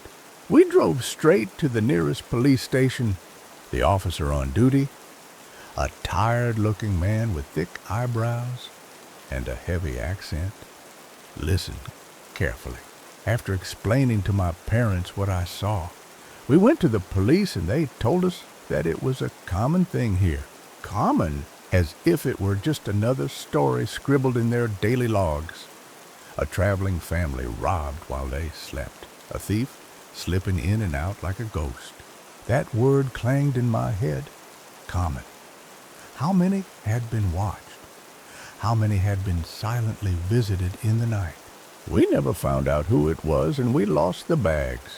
The officer shrugged as he filed the report. "Lucky it was just things," he said. "Sometimes it's more." That night changed something in me. I no longer felt safe in silence, even now, decades later. I still bolt upright when I hear an unexpected sound in the dark. But I still get shivers when I think about it.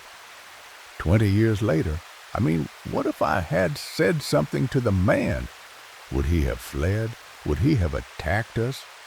Honestly, I think that we were lucky to have just been robbed that night.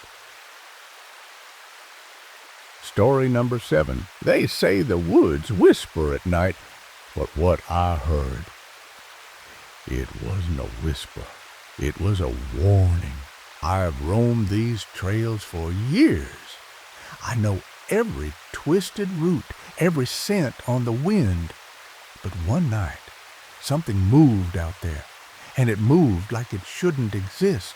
Have you ever seen something try to mimic a human run, but fail so miserably it made your skin crawl? I did, and it wasn't a person. Rain slammed against the booth like fingers tapping to be let in. My flashlight barely pushed back the dark. Then I saw it. Something jerking through the trees like a broken puppet on hooves. "Get in the car, now," I told myself. But my hands trembled too much to turn the key, and whatever it was getting closer. They always told us never to underestimate the dark, but they never mentioned what moves inside it. For my safety, I won't reveal which park system I work for, but it is important to know for this story that I, 19 and female, work a position at a Michigan nature park, not entirely dissimilar to that of a park ranger. I'd been working night shifts long enough to become one with the solitude. I'd memorized every tree that leaned a little too far, every chill that came off the water at night, but nothing could have prepared me for what came that rainy evening. The storm had rolled in quick, thunder low like a growl, trees bending in submission. I was working alone at the entry booth, miles from the main office. The job was routine, wait out the night, lock up, drive back. But that night, the woods didn't feel quiet. They felt like they were holding their breath. My job duties usually include manning the entry booth, locking up the buildings at night. It's that night. Around 11:30, my radio crackled to life. My boss telling me to pack up and return. The weather was worsening and visibility was shot. Still, I was nervous as I reached for my flashlight, I paused. Something shifted outside. Not a shadow, not the wind, something that moved like it had legs, but didn't know how to use them properly. I swore that I saw something that moved very human-like, but moved in a really odd way, too. Like the only way that I can describe it is as if a horse-deer hybrid tried to run like a person. My blood went cold. It wasn't the shape that disturbed me. It was the intent. It was like it was trying to mimic movement, but couldn't quite get it right. I locked the booth fast and hustled to my car. It was parked just off the gravel path, engine cold from the hours I'd spent inside. The first time I turned the key, the engine sputtered, then nothing. I cursed under my breath and turned it again. But when I turned the key a second time, I saw something out of the corner of my eye. And it looked like whatever it was had gotten closer. My heart kicked against my ribs. There, just past the tree line, was a dark silhouette, long, crooked, hunched in a way that made my back hurt just looking at it. The car started. Finally, I didn't wait. I peeled out of there. Tires crunching wet gravel. Trees flashed past me like silent witnesses. I didn't look back, but whatever had been out there hadn't finished with me yet. I thought I was safe once I hit the main road leading to the office. I thought wrong. The drive goes without incident, but I'm still off about what I saw. Even though my headlights cut through the rain, my mind replayed the warped movement of that thing. What runs like that? Not a deer, not a man, something that wore the wrong skin. When I got closer to the main building, I reached for the radio to check in. And when I get closer, I radio in to see if they need me to pick anyone up. And the radio doesn't work right, which was definitely very out of character. That static wasn't normal. Not in a vehicle designed for harsh weather, not that close to the signal tower. The radio screeched, then fell dead. Not even a buzz. The office light flickered in the distance, a faint promise of safety.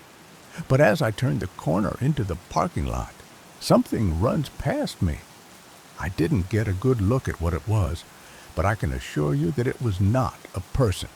I slammed the brakes. My headlights caught just the tail end of the blur. Too low to the ground for a man, too fast for a deer, too wrong in its angles. It didn't flee like a spooked animal. It darted like it had a destination. My fingers clutched the key even after I'd parked. This place was supposed to be safe. It never felt less so. Inside, the air was still thick with humidity and the faint scent of wet moss.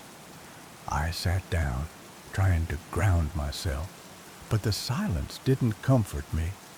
It felt artificial, like everything had gone quiet on purpose. That night, I didn't sleep. I didn't speak about it to my boss the next morning either.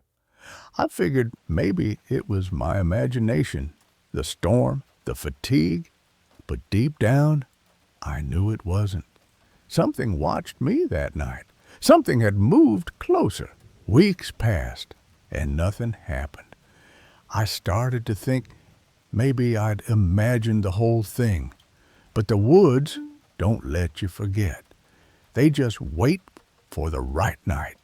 The second thing that I would like to ask about is this happened more recently and is what prompted me to finally reach out to somewhere like this. It was one of our routine closings. Walk the trails, check for stragglers, make sure no one's stuck out there overnight. We close at around 11 p.m. and start a final walk through around 9 p.m. I'd done this trail dozens of times, boots worn into the bends of the path. I even liked it, quiet, peaceful, the scent of pine and cold dirt. That evening, the moon was out but hidden behind a pale fog, and the woods felt unusually heavy. I was about 2 miles in when I stopped walking, not because of something I saw, but something I didn't hear. I was already about 2 mi into the trail when things started to get a bit weird. No bugs, no wind, not even my footsteps sounded quite right. It was like the world had turned down the volume. Then the sound came, a long, low screech, like metal dragged across stone, but layered with something almost wet. I hear a noise off in the distance, and at first I thought it could be a coyote or maybe an owl. So I pressed on. Coyotes don't sound like that, and owls don't make the back of your neck crawl. The noise came again, this time closer, too close. But then the noises got weirder. I'm used to the sounds of the woods, and I know the area and the wildlife very well, and I have never once in my life heard that sound before. My light scanned the brush. Nothing moved, but every part of me screamed that something was there. I had never aborted a sweep before, not once. It just didn't feel right this day, and so I got out of there. I didn't run. I walked quickly, deliberately, never turning my back on the dark. My boots felt too loud, too unnatural, like they didn't belong in whatever the woods had become that night. I didn't stop until I hit gravel again.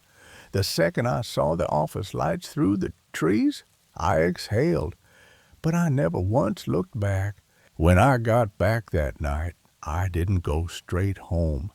I sat in my car for 20 minutes, fingers gripping the steering wheel like it was the only thing keeping me tethered to reality. So, I got out of there. But we're allowed to use our judgment in these cases, thankfully. So, I didn't get in any trouble. No, not from my boss. But something else had followed me. I could feel it, not in the air, in my bones. My family is Norse pagan.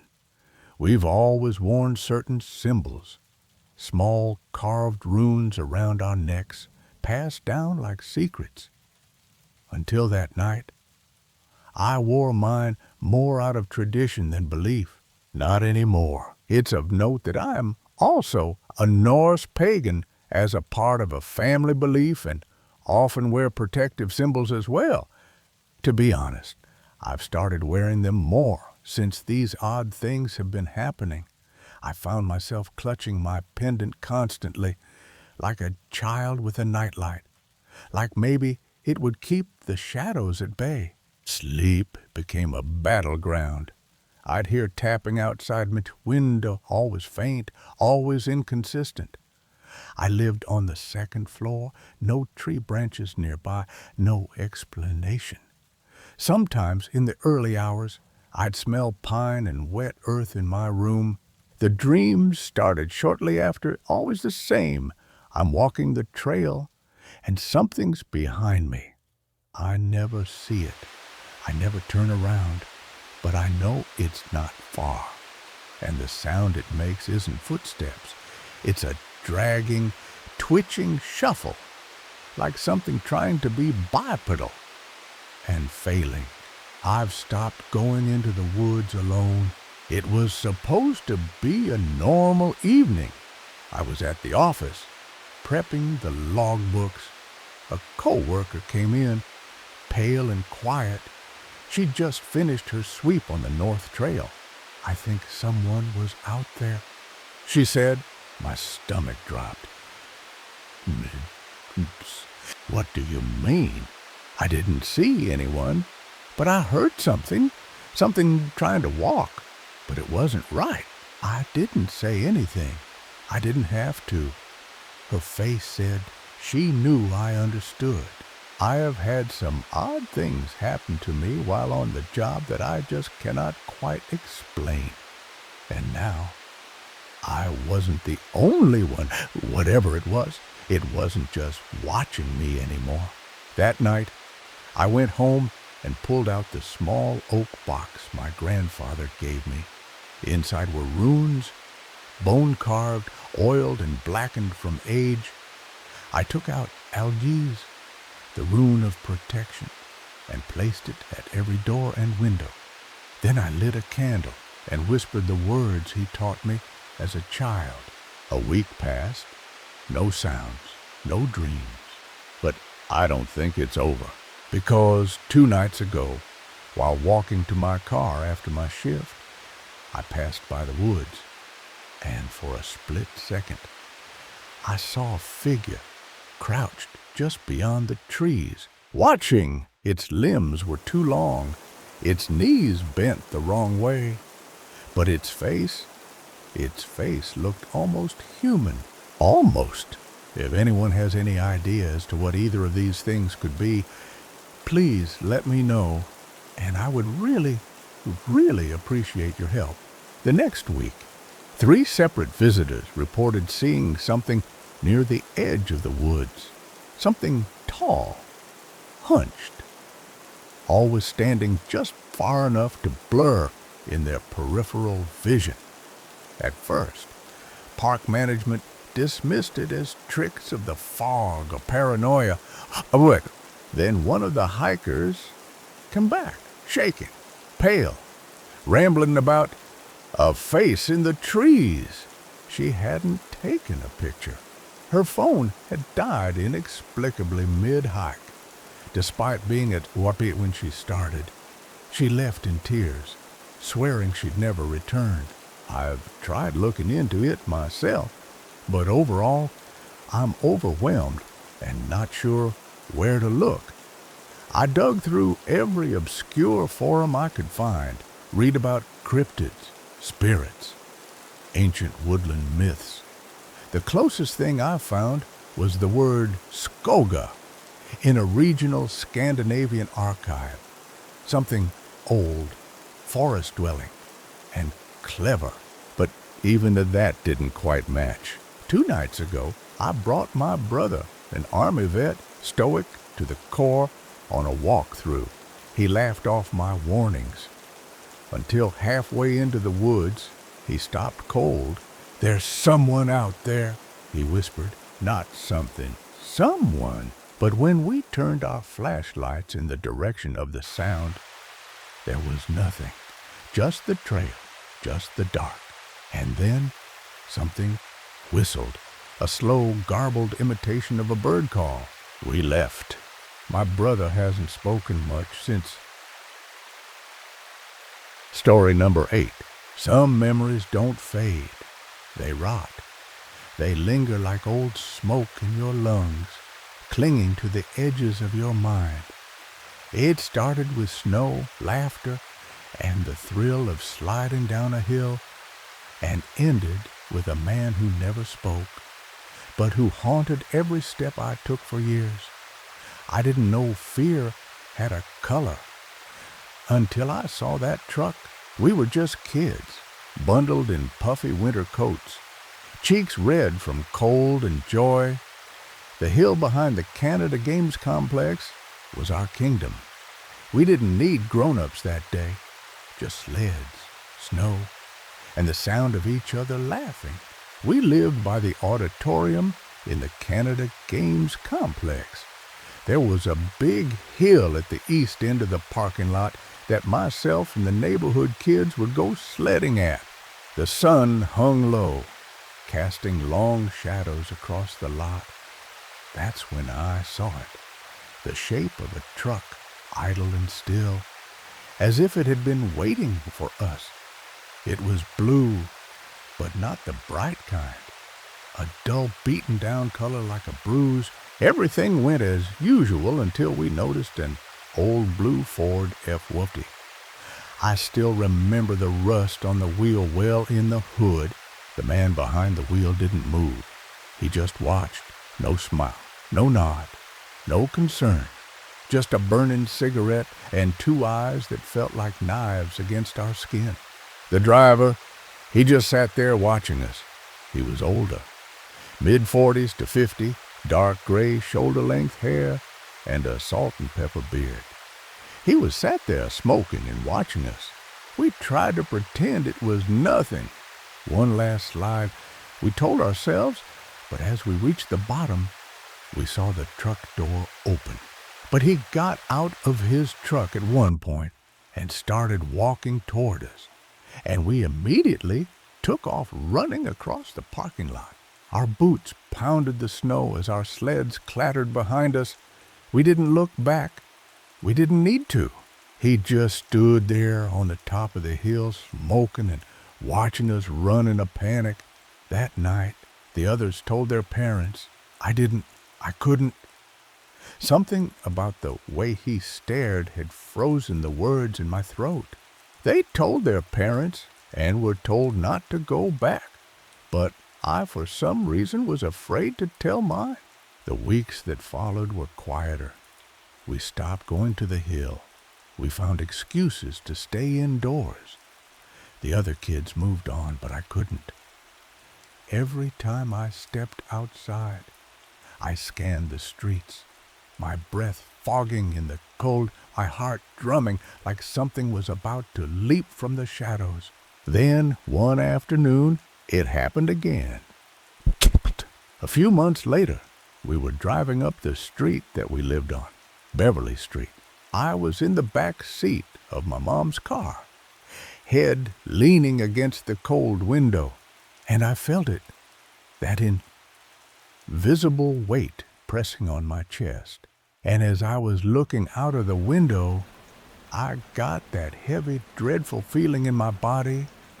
That was when I saw his truck in the parking lot of the apartments right next to the clinic that my mom would take me to, and the convenience store that I would bike to with some of the older kids in my neighborhood.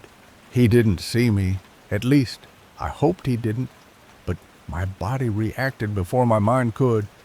I dropped to the floor of the car and stayed there until we turned the corner. That was the last time I went near those apartments, the last time I biked that street.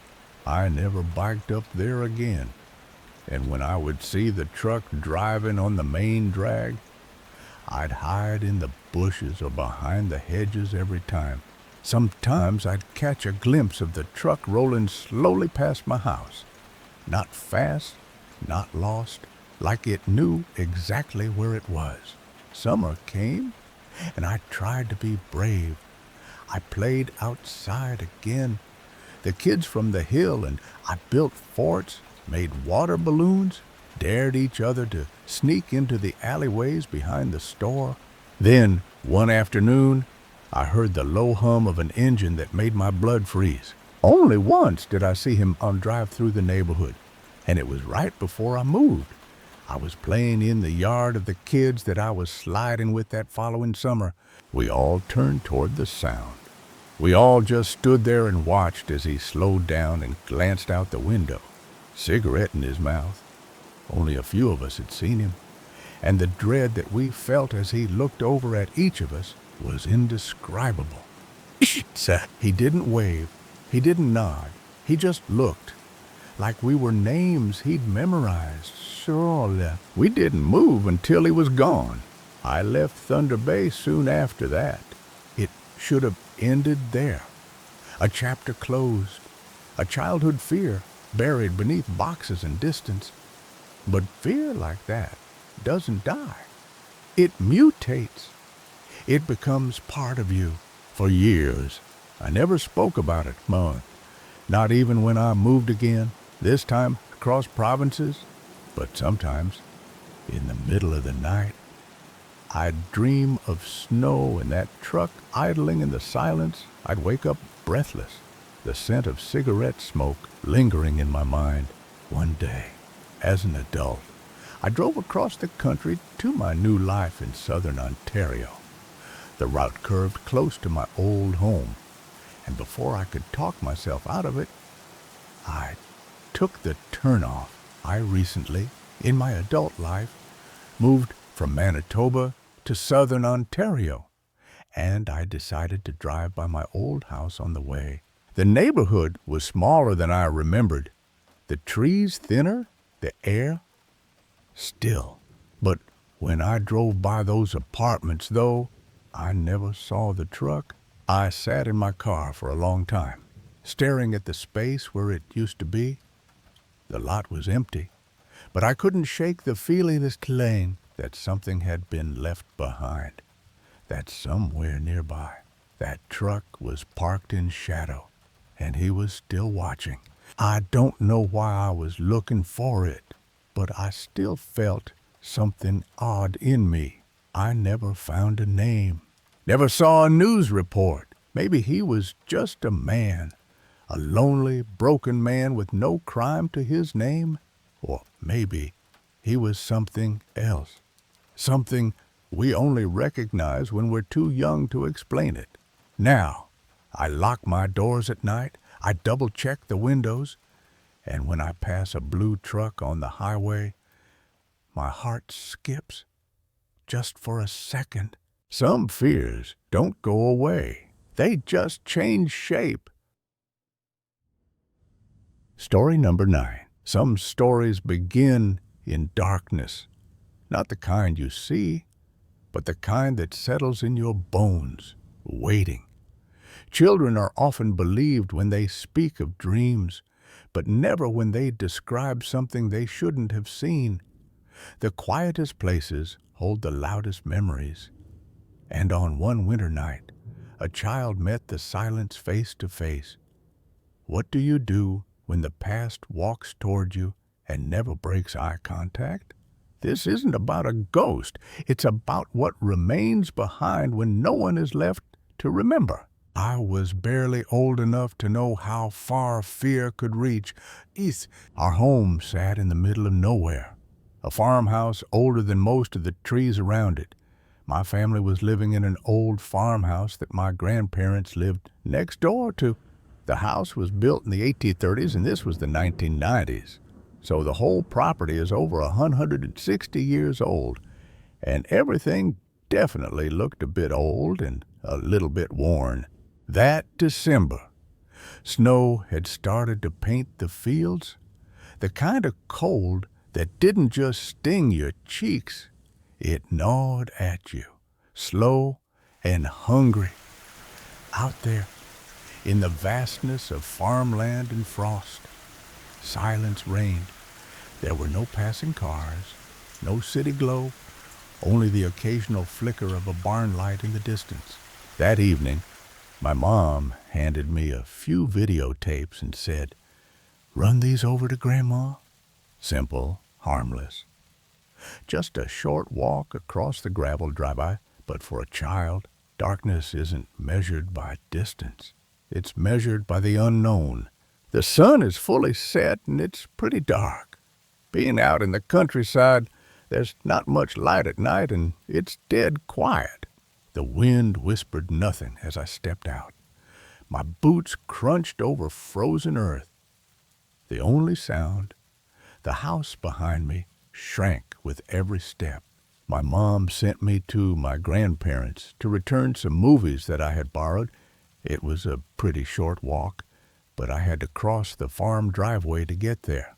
Halfway across, I paused. Something wasn't wrong, exactly, but it wasn't right either. It was like the world took a breath and refused to exhale. And that is where my oldest and most vivid memory bit takes place. I'm a child walking alone at night, even though now I know both my mom and grandma were watching me. So, I was pretty scared. I turned toward the barns. A sliver of light spilled from the workshop. I remember turning to look down at the barns and seeing my dad out in the workshop for a heartbeat. It comforted me. Someone else was nearby. Then I turned back, and they were there, standing just off the path, exactly where the gravel met the edge of the frosted field, was a boy. Beside him stood a horse. They didn't move. They didn't blink. They just were. I remember them so vividly. They had a pale off-white glow, but it didn't emanate from them. You couldn't see light on any of the surroundings. But the boy was wearing dark underwear with suspenders, a white long-sleeve shirt, and a hat with a white brim. He was holding the reins of the horse. The glow was wrong. It didn't cast shadows. It didn't make sense. His eyes locked with mine. The boy just stared at me while he held the reins. In fact, he didn't blink a single time. He just stared at me, face completely emotionless. I wanted to run. I wanted to scream, but something in me froze. My feet anchored to the gravel. Oh, my throat sealed shut. I remember being completely frozen when I saw him, too scared to scream. And then something ancient inside me was up. Then I think my fight or flight kicked in because I bolted home and almost broke the door, throwing myself inside. When I finally turned back from the doorway, heart racing, tears brimming, they were gone, like they had just disappeared into thin air. Back then, words failed me. I tried to tell my parents, tripping over every sentence, voice trembling.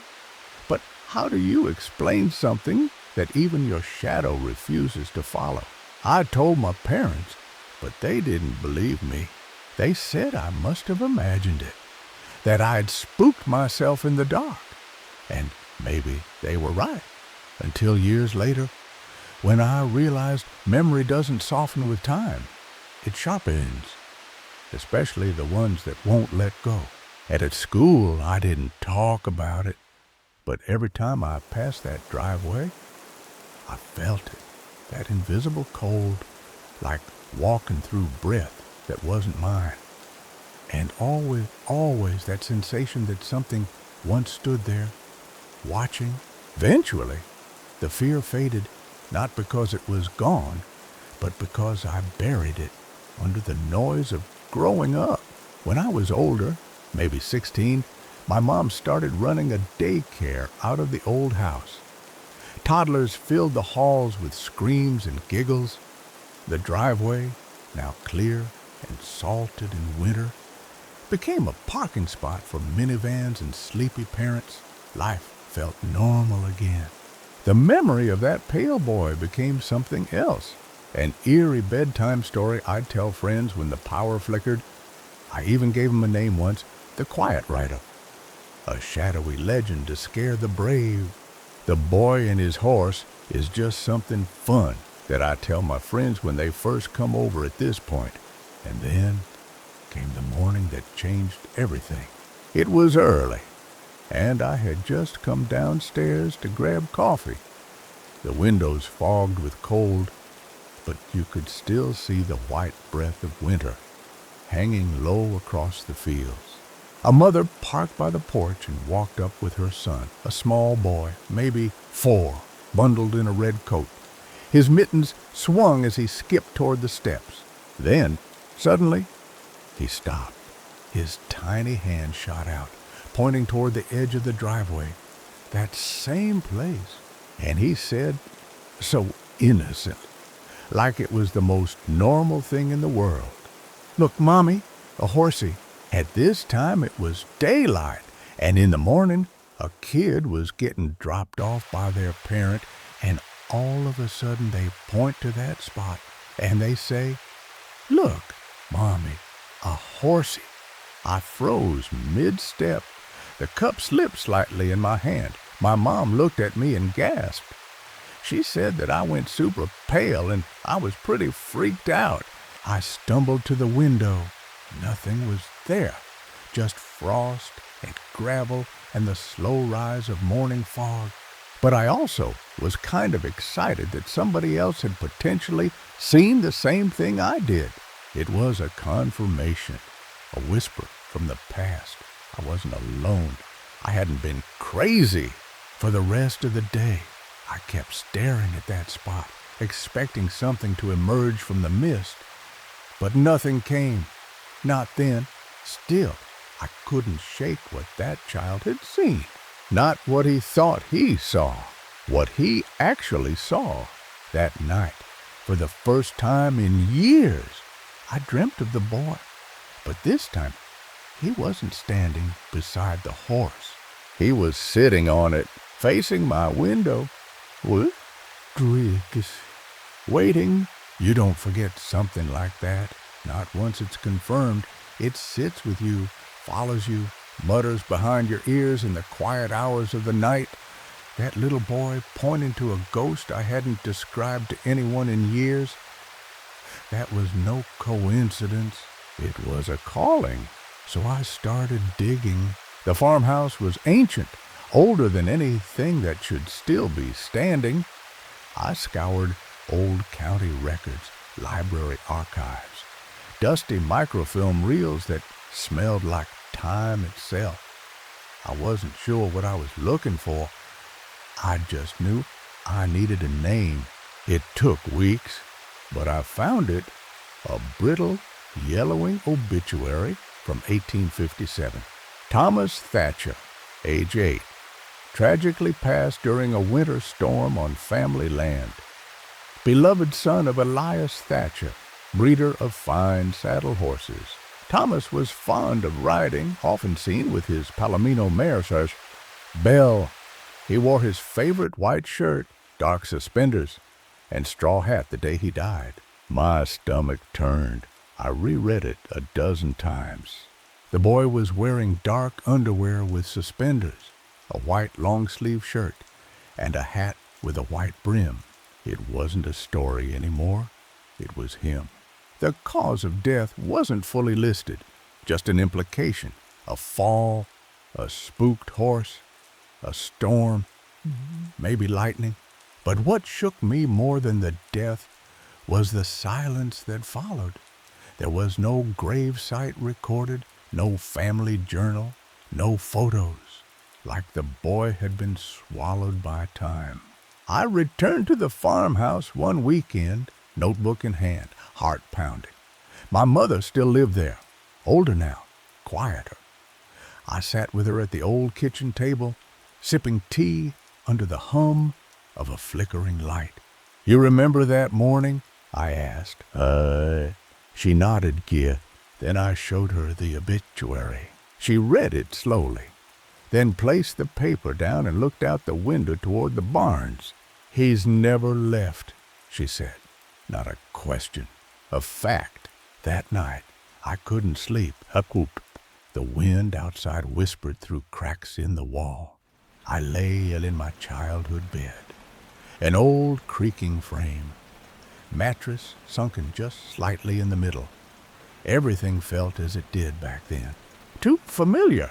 And then, without warning, the room changed. It didn't get colder. It got heavier, like the air itself thickened, pressing against my chest, my limbs, the walls. I had some experiences in that house as well, but I am almost 100% certain that they were the result of sleep paralysis. But this was different. I sat upright, fully awake, and then I saw it. The only one that I'm not certain on is one where I watched indentations move around the carpet in my childhood room, like someone was walking. The carpet was shifting, small, perfect depressions forming one after another, circling, walking, pacing. But I was also in bed, so still.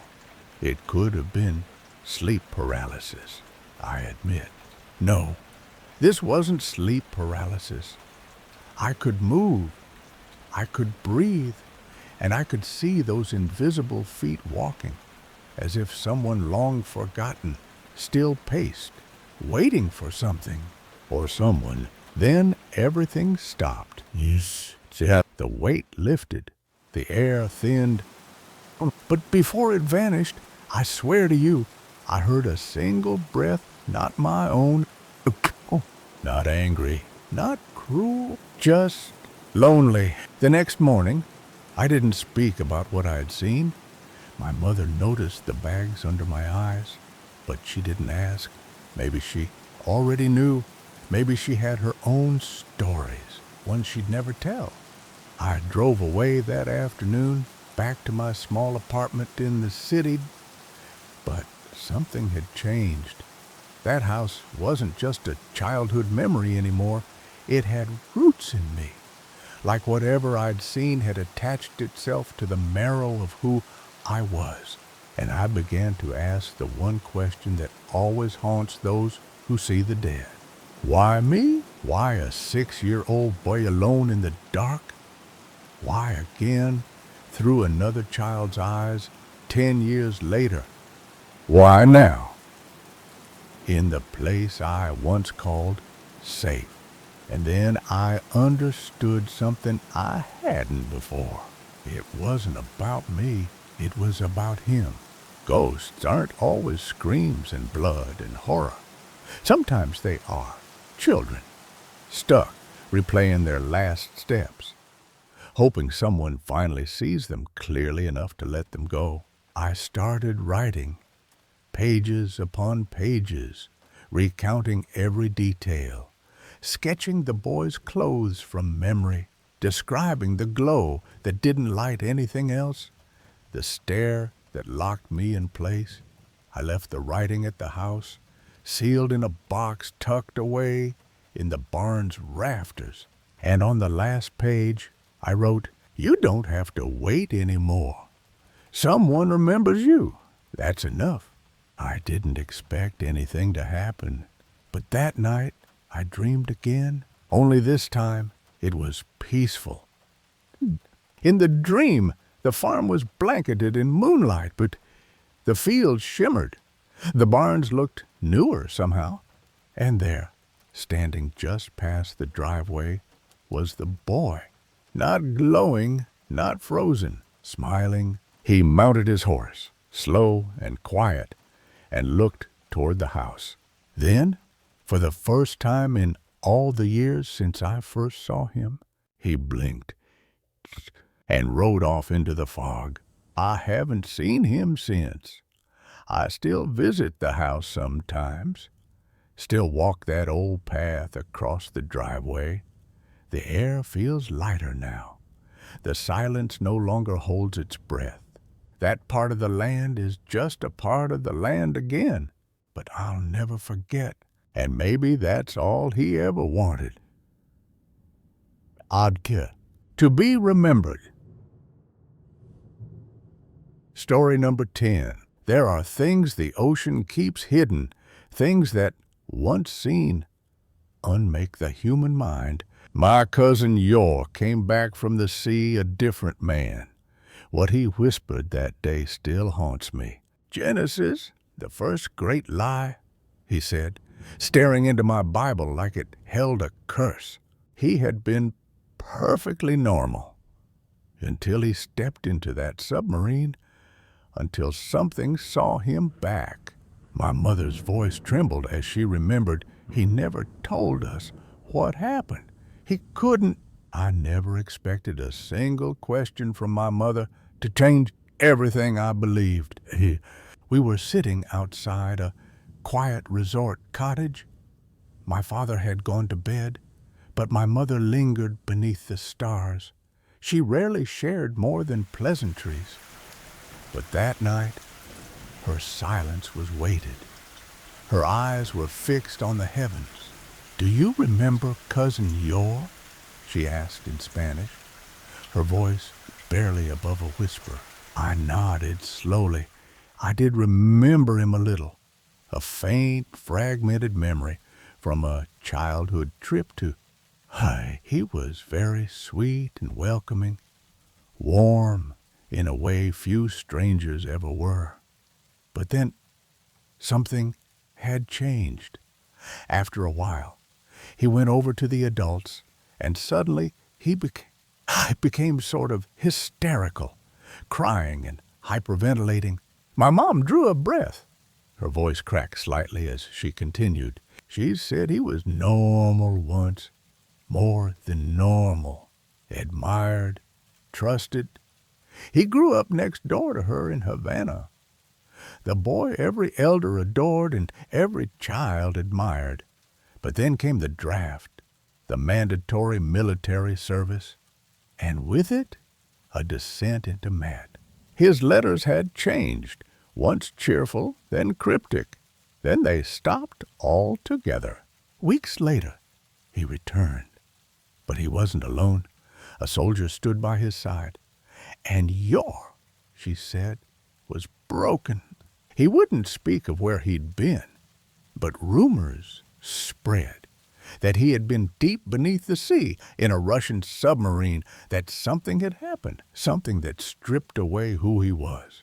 The soldier who returned with him whispered to my grandmother, "He saw something down there." He never recovered. Episodes of terror, screaming in tongues, throwing furniture, sobbing into the night. One day, he saw my mother holding a Bible. He took it, stared, and whispered, "Genesis, the first great lie." She had never seen such fear in a man's eyes. Months later, I found myself in Cuba, retracing yours shadow. The trail led me to a crumbling house on the outskirts of Havana. An old man, Gaspar, opened the door. He had once been yours closest friend. "He gave me something," Gaspar said. "A recording," said one day, "someone might need to know." The cassette clicked, static. Then yours voice, ragged and scared. "They sent us down. Below the trench, no name. Just a point on a map. The sea changed. Bones the size of buildings. We weren't alone. Something waited, watching, breathing. It opened its eye, and then it spoke, not in sound, but in thought. It knew me. It knew all of us. It planted something, a voice, a truth, too vast to carry." Gaspar stopped the tape. "I never listened to the rest," he said. "I was too afraid it would know I heard it too." I searched further, found Pavel Orlov, the soldier who had returned with Yor. He lived like a ghost in Santiago. When I found him, he said only one thing. "It called to you too, didn't it?" He spoke of the trench, of a structure not built, but grown, of beings in the water that weren't meant for human ears, of a presence that invaded minds. "It wasn't just y'all," he said. "All of us changed. Some jumped overboard, others stopped speaking. I still dream of it. It told me we were accidents, that our creation was a mistake, that Genesis was not a beginning, but a containment." I felt something stir in my chest, like the memory wasn't just his, like I remembered too. Back home, I began seeing the eye, not in dreams, in reflections, in dark corners. In the silence between thoughts, I found yours Bible. At the back, a torn page. I hear it always. It never left the trench. It never had to. It is in the words, in the blood. Genesis is the lock. But something broke the seal, and then scribbled violently. The next night, I woke up with salt water on my floor, my ears ringing, my hands trembling. Somewhere, beneath miles of cold black water, something waits, something watches, and I am starting to understand why you never spoke. Because some truths drown you long before the sea does. 2 years had passed since I returned from Cuba, since I heard yours voice crackle from an old cassette and watched shadows ripple behind my own eyes. But the dreams never stopped. One morning, I received an envelope without a return address. Inside a single page, Operation Vitellius Subsurface Encounter Report.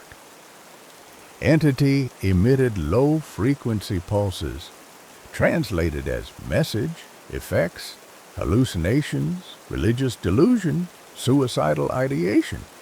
Crew member repeated Genesis 1:1, then stated, "This is not the beginning, it's the cage." I burned the paper that night, but I still hear the pulse in my ears, beneath my skin, and I finally understand the trench never needed to hold it in. It was always meant to let it out. Story number 11. You think you've seen everything in a hospital until a dying patient starts to talking to someone only she can see. What if the last thing a person sees before death isn't a vision, but a visitor? She wasn't a psych case. No hallucinations, no dementia, just a calm, clear-eyed woman, terrified of the corner of her hospital room. I turned around, and nothing was there. But she kept staring and asked me to make him leave. 2 days later, she was dead, and I still feel a cold breath on my neck whenever I pass that room. Floor nursing had made me immune to panic. Bleeding, seizures, families screaming in the hallway, I could handle it all. My badge said registered nurse.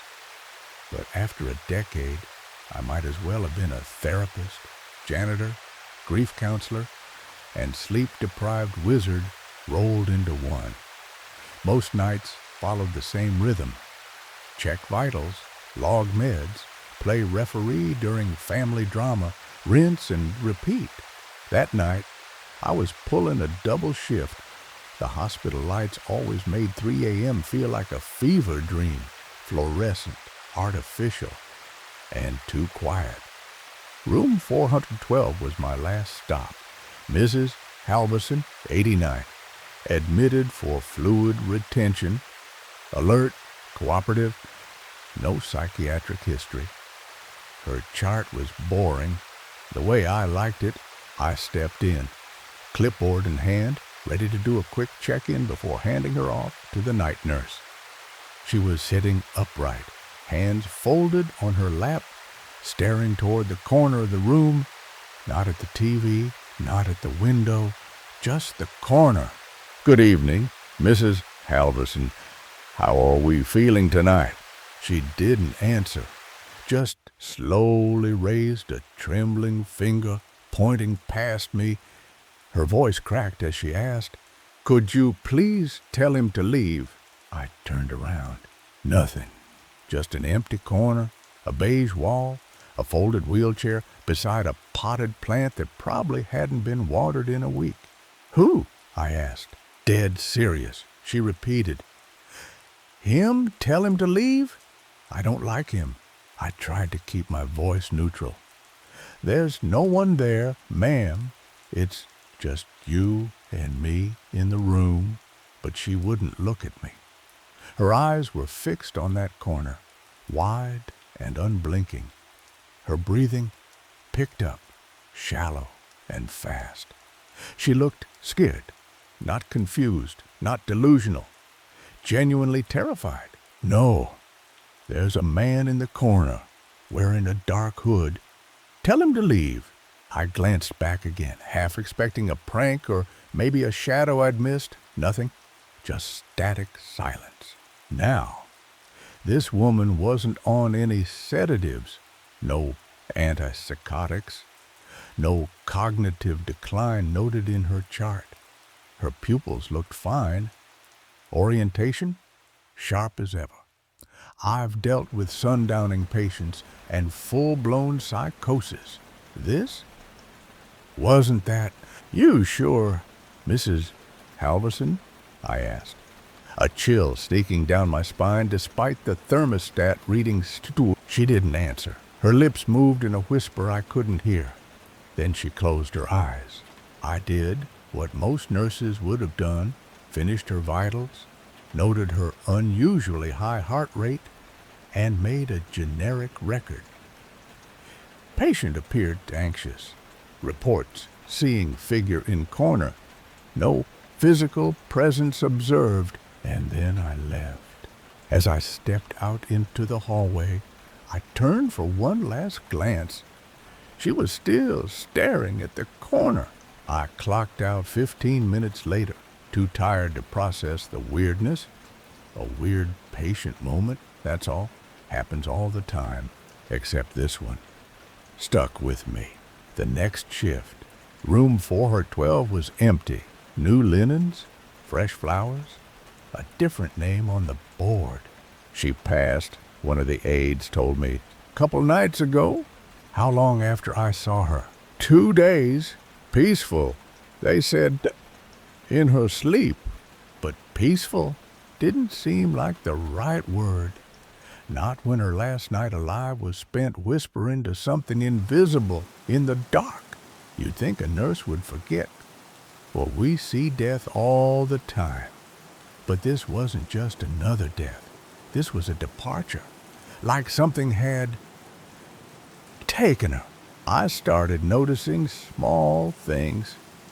Other patients, especially the elderly, asking odd questions. One woman in room 14 asked if the quiet man was a new staff member. When I asked who, she said he just stood near the corner, never speaking. Another patient swore she'd heard someone whispering during the night, though her roommate was sound asleep. At first, I brushed it off. Sleep meds, isolation, old age. Hospitals are strange places after dark, but every story pointed to the same detail. A tall man, dressed in black, face hidden, and he was always in a corner, always shown, always watching. Rumors started spreading between staff. A young nurse broke into tears after her first solo round. Said she felt followed down the hallway. A janitor quit mid-shift, refusing to clean room 412 ever again. Said the air got too thick, like breathing through cloth. Even I started avoiding that wing during slow hours. It felt wrong, too quiet. Lights would flicker only in that hall. The call buttons would blink, but no one would be inside. I chalked it up to faulty wiring. Until one night, I got floated to that side again. Room 412 had been empty for weeks, but as I walked past it, I heard it. 3 slow knocks from inside, but the door was open and no one was there. That night, I didn't sleep.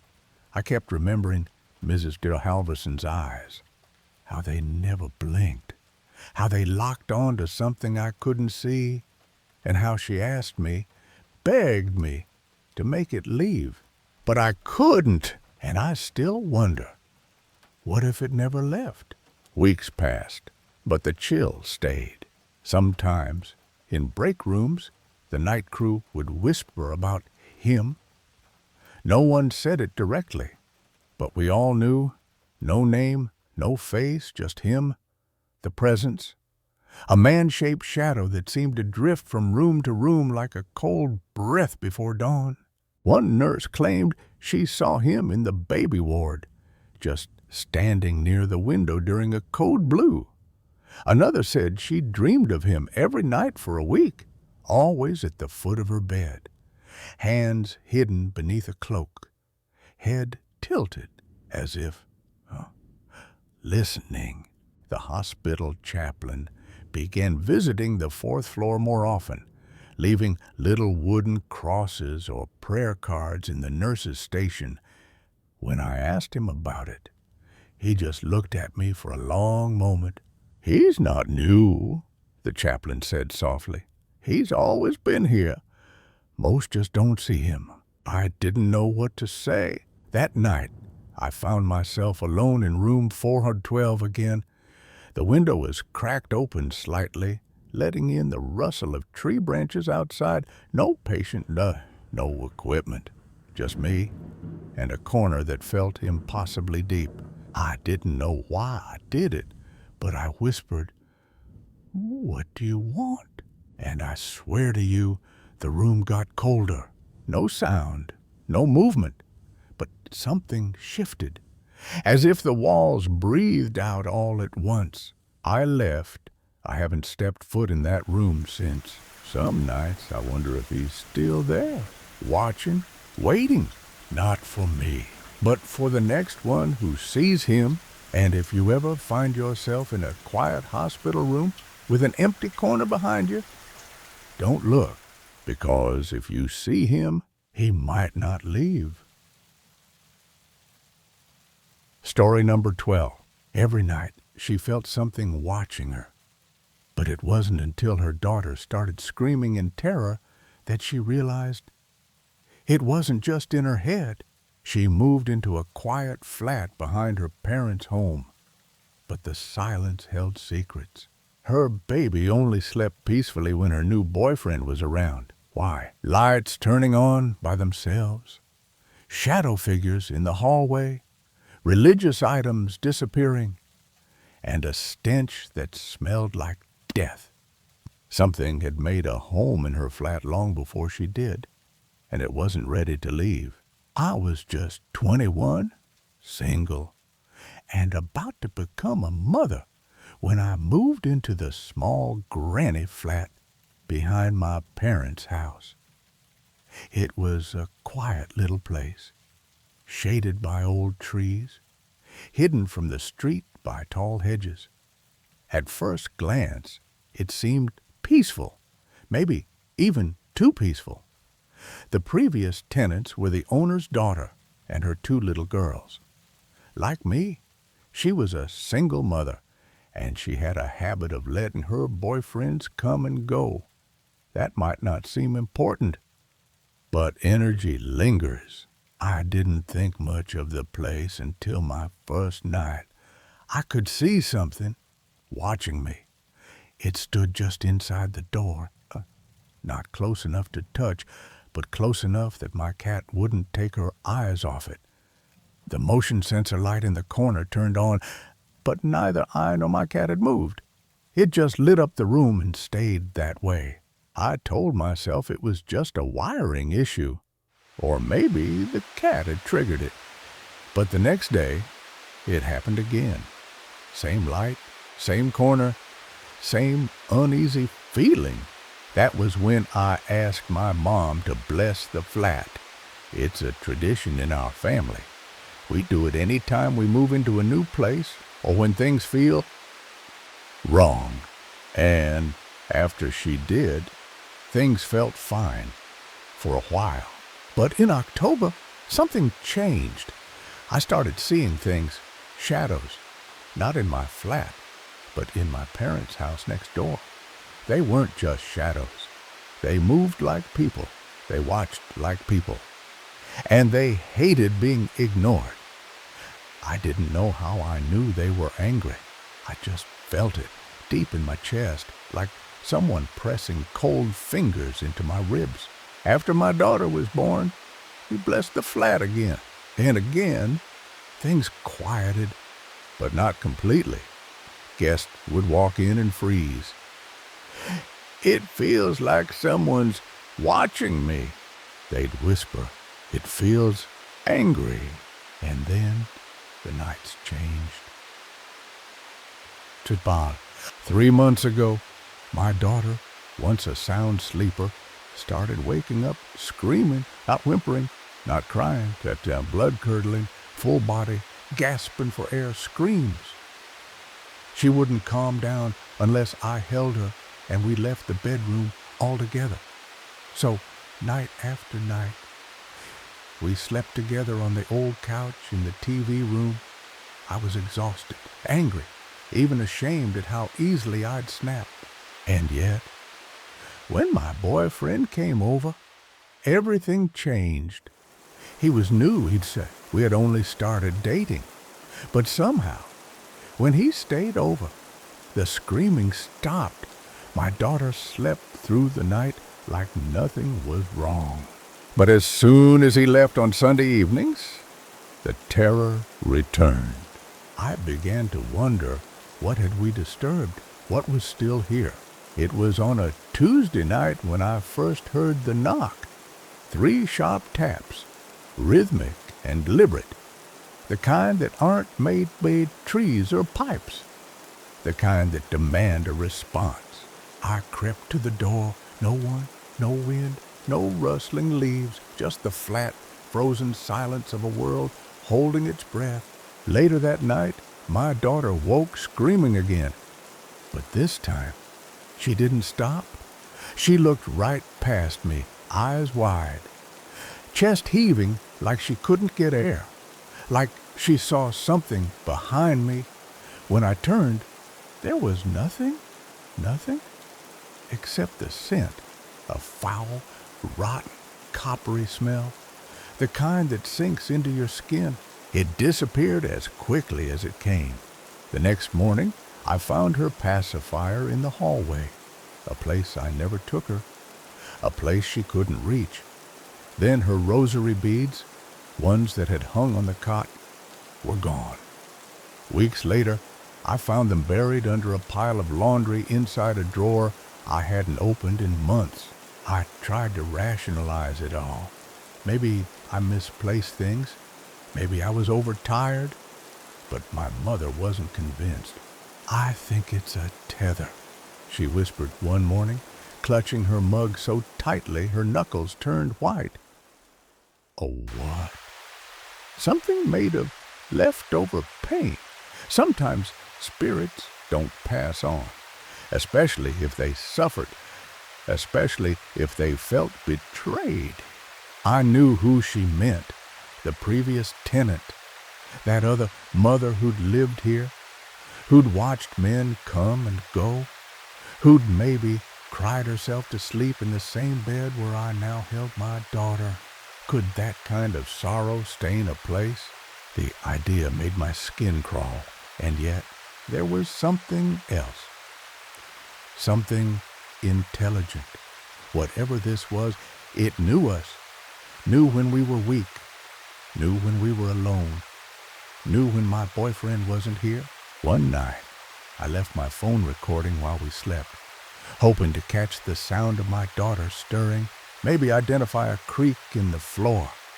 What I captured chilled me to the bone. A voice whispering, not to me, not to my baby, but to something else in the room. I played the recording over and over. The whisper was faint, barely above the hum of the room, but it was there, a hissing syllable that sounded almost like a name, or maybe a command. It didn't speak to me. It didn't speak to my child. It spoke to something else in that room, something unseen. I didn't show the recording to my mom. I didn't want to scare her, but I did send it to my boyfriend. He listened twice, then texted me back. "Babe, that's not you, right?" It said, "She's awake." I couldn't breathe. That night, I lit every candle I had and left the TV on until dawn. My daughter stirred only once, but even then, I didn't sleep. Days later, my boyfriend found a cross on the floor near the kitchen, snapped in half. It had been on the top shelf, untouched since my daughter's christening. "Maybe the hook fell," I muttered, pretending not to notice the burn mark on the wall behind it, like something had seared the paint. Whatever this was, it hated faith. My mom tried again to bless the place, this time with holy water. But as she prayed, the candle in my daughter's room flickered violently. Then the wick curled inward, extinguishing itself with no wind, no draft, no explanation. The next night, I had a dream. I was standing in the hallway, holding my baby. A woman that's pale, hair matted, skin like paper, stood just outside the door. She didn't move. She just stared at me. Her face was familiar, almost like mine, but older, worn, like someone who had carried too much grief for too long.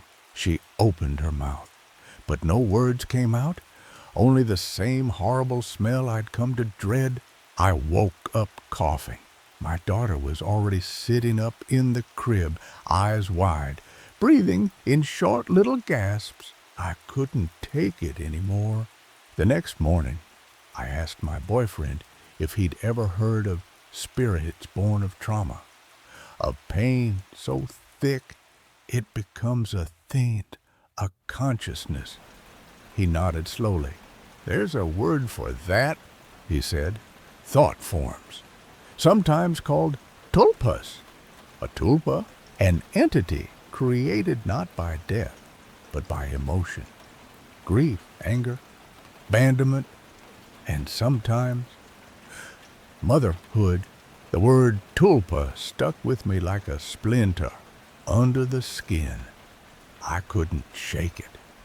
I searched everything I could find, obscure forums, folklore websites, even old PDF scans of paranormal books buried in dusty corners of the internet. Tulpas, it turned out, weren't ghosts, not in the traditional sense. They weren't the dead come back to haunt the living. They were something born of repeated thoughts, of fear, of desperation, of pain so deep it carves itself into reality. I reread the tenant history of the property. Nothing official, but old neighbors remembered her, the woman before me. No one could recall her name, but they remembered the screaming, always screaming, fights late at night, men coming and going, and then silence. Sudden, abrupt. She'd moved out in a rush, some said. Others whispered that she'd been taken away. One elderly neighbor, Mrs. Clint, leaned in close when I asked. "She left a mark on this place," she muttered. "Wasn't just her. It was what she made, what she fed." "What she fed?" I asked, voice shaking. "Grief, bush, loneliness, to worry," Mrs. Clint said. "She wore those feelings like a second skin. Don't be surprised if they stayed behind." That night, I sat in the living room with my baby asleep on my chest, the lights off, the TV casting a pale blue glow. The air grew heavy. I didn't see it, not at first, but my daughter did. She opened her eyes slowly and looked over my shoulder. Her face went slack, her mouth parted, and she screamed, not the usual cry. This one was guttural, primal. I turned, and there it was, in the hallway, a shadow, shaped like a woman, taller than me, neck bent at an unnatural angle, limbs too long. Her hands reached forward, not to grab me, but to reach my daughter. I stood, shielding her. My knees buckled, but I screamed back. Not words, just raw noise. Fear, fury, exhaustion. The figure didn't vanish. It shrunk, curled inward like smoke, then disappeared into the shadows behind the doorway. My daughter cried herself to sleep in my arms. I didn't sleep at all. I couldn't live like this anymore. I contacted a local spiritual advisor, not a priest, not a psychic, but someone who'd helped families cleanse places heavy with leftover grief.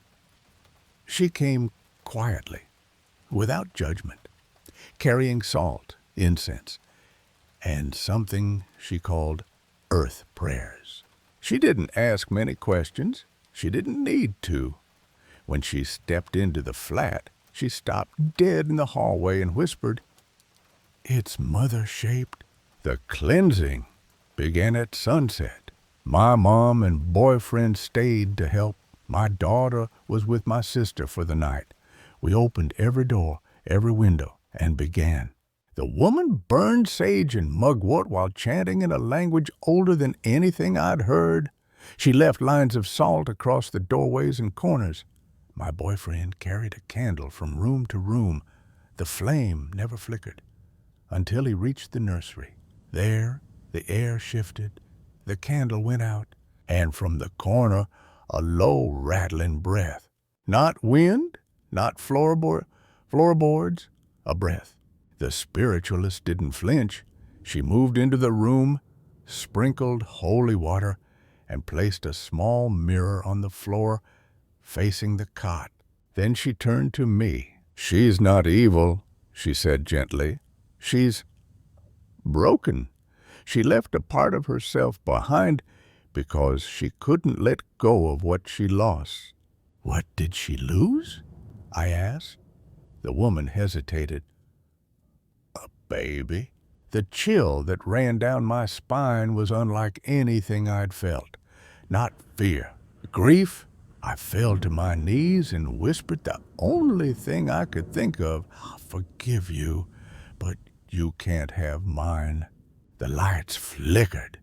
The scent of burning filled the air, not fire, but sorrow.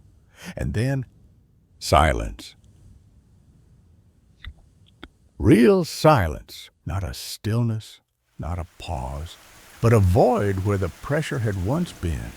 The heavy presence was gone. For the first time in months, the flat felt empty in the best possible way. That night, I brought my daughter home. She slept without a sound. No screaming, no flinching, no shadow watching from the door. The motion sensor light never turned on again without reason. Weeks passed, then months. The religious items stayed where I left them. The whispering stopped. The hallway felt like a hallway again. But sometimes late at night, when my daughter sighs softly in her sleep and the wind stirs the trees outside, I wonder if somewhere out there a broken soul found peace, not because we banished her, but because someone finally acknowledged her pain. Story number 13. The night growled first. It didn't whisper. It growled. Something inhuman and furious, stalking the edge of what we could see. I saw my dog freeze mid-step, her eyes locked on the attic door. She didn't bark. She backed away and whimpered like she recognized something I couldn't. My father's ashes sat above the china cabinet. And since the funeral, everything in the house seemed to tilt slightly. Wrong. The light was colder, the air thicker, and we never really felt alone. One by one, every photo of him began to fall. Some cracked, some simply vanished. We stopped picking them back up. The remote kept turning on the fan and the TV. Even after the batteries were removed, we sent the remote back. But something else stayed behind. When my father died, the house changed. Not just emotionally, not just the grief that sat in our bones like damp in old wood. I mean, the air itself shifted. You could feel it. My father lived with us for a while, 6 months prior to passing away. He didn't pass away peacefully. We hadn't spoken in months before it happened. There was a history. Not worth reliving here. But death doesn't erase the echoes of violence, especially in the places where it once lived. After his funeral, things started breaking. The lights flickered. The thermostat changed by itself. The cat hissed at empty corners. At first, we blamed the weather, then we blamed our nerves. But the real blame hid in silence, the kind you only notice when your heart is too loud. There was the ceiling fan. It wasn't new. Dad had installed it years ago. It never worked right, but after he passed, it began spinning wildly on its own. Always around midnight, the TV would switch on, blasting static, even when the remote was locked in a drawer. After his passing, it started happening at least once a day, turning on full blast in conjunction with the TV turning on as well. My partner joked it was his way of haunting us.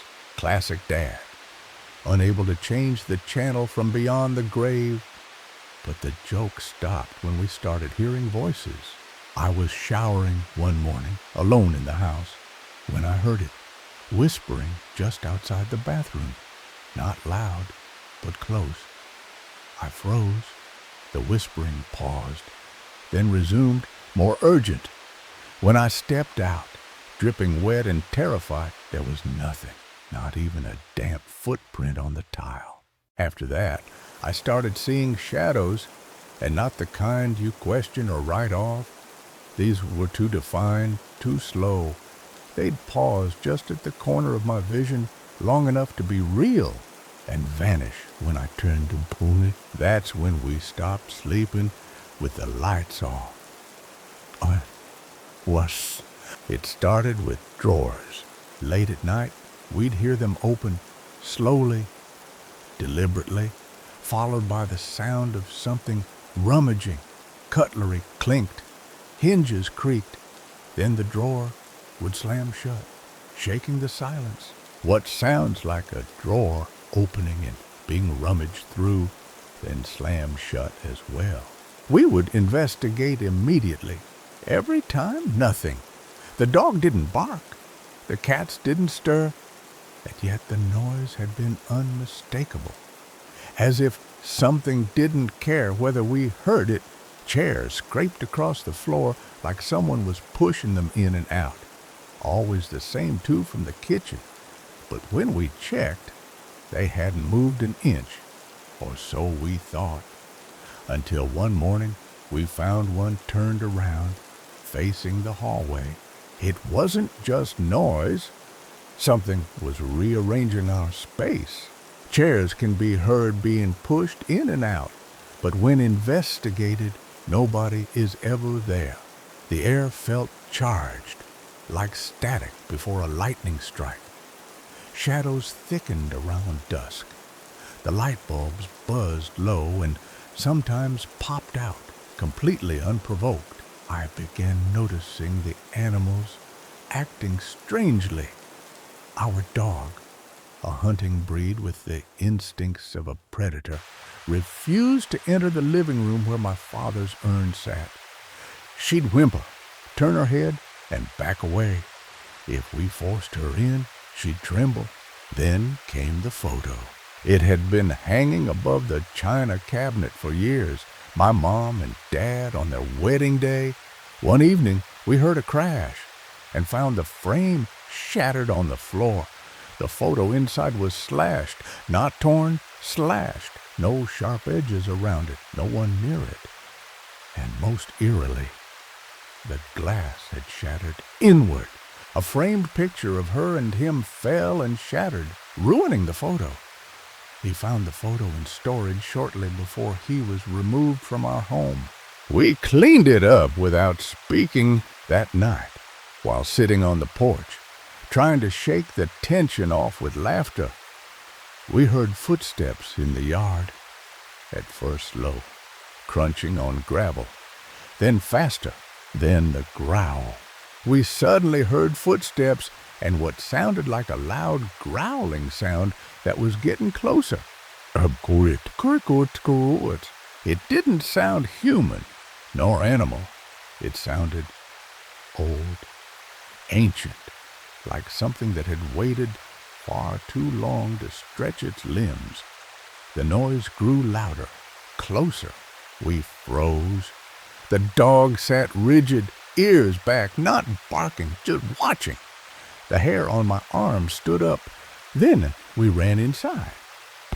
We both immediately got up and ran inside because we felt this primordial sense that I was in danger. We locked the doors, every window, and turned on all the lights. For 10 minutes, We stood there, listening, silence. Eventually, I stepped back outside. The yard was still, but something had changed. You expect a haunting to come in obvious ways, slamming doors, moving chairs, cold spots. But what we had wasn't just haunting. It was something older, more intimate, something that knew us. After the growl on the porch, we barely spoke for days. No one wanted to name it. We went about our lives, but we moved slower, like we were trying not to wake something. Then I saw it. Middle of the day, I was in the kitchen, light streaming in, coffee brewing.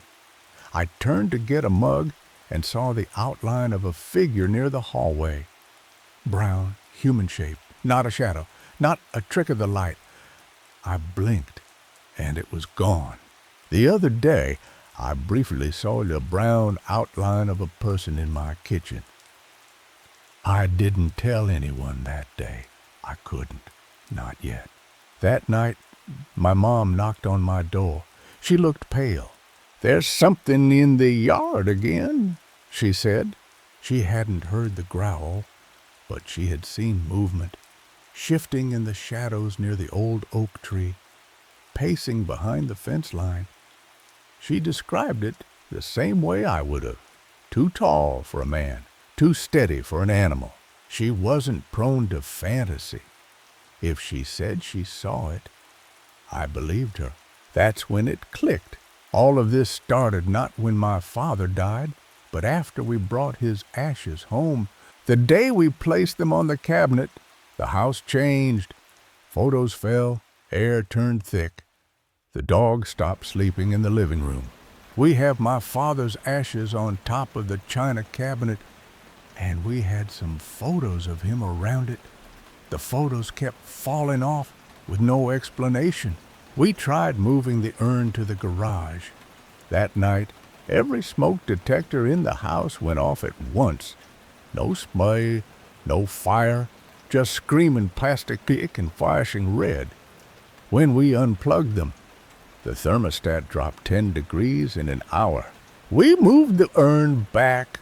The next morning, silence, as if something had been appeased. I didn't want to believe it, but my partner said what I couldn't. It's not your dad. It's something wearing him. It's true, didn't I? It made sense. My father had demons, but even in his worst days, he never made a room feel like this. This was different, hungrier. We contacted a spiritual medium, discreetly.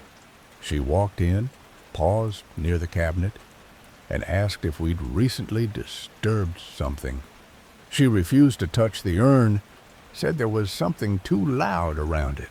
Her exact words were, "This house isn't haunted, it's claimed." After the medium left, we began to understand this wasn't about closure. It wasn't about grief. It was about ownership. Something had followed my father or come for him, and now it wanted more. It fed off disruption. The more we argued, the more we noticed things shift. Lights flickered when voices rose. Cold gusts would rush through when someone cried. It was like the house had become a living barometer for pain. And pain we had plenty of that week. The hallway mirror shattered on its own. The frame hadn't fallen. It was still attached to the wall, but the glass inside it cracked from the center outward, as if something inside the reflection had struck it, trying to get out. My partner packed a bag and stayed at her sister's. I stayed behind, not because I was brave, but because I needed to understand what was happening. Why here? Why now? The answers came slowly. I started sleeping in the living room, close to the urn.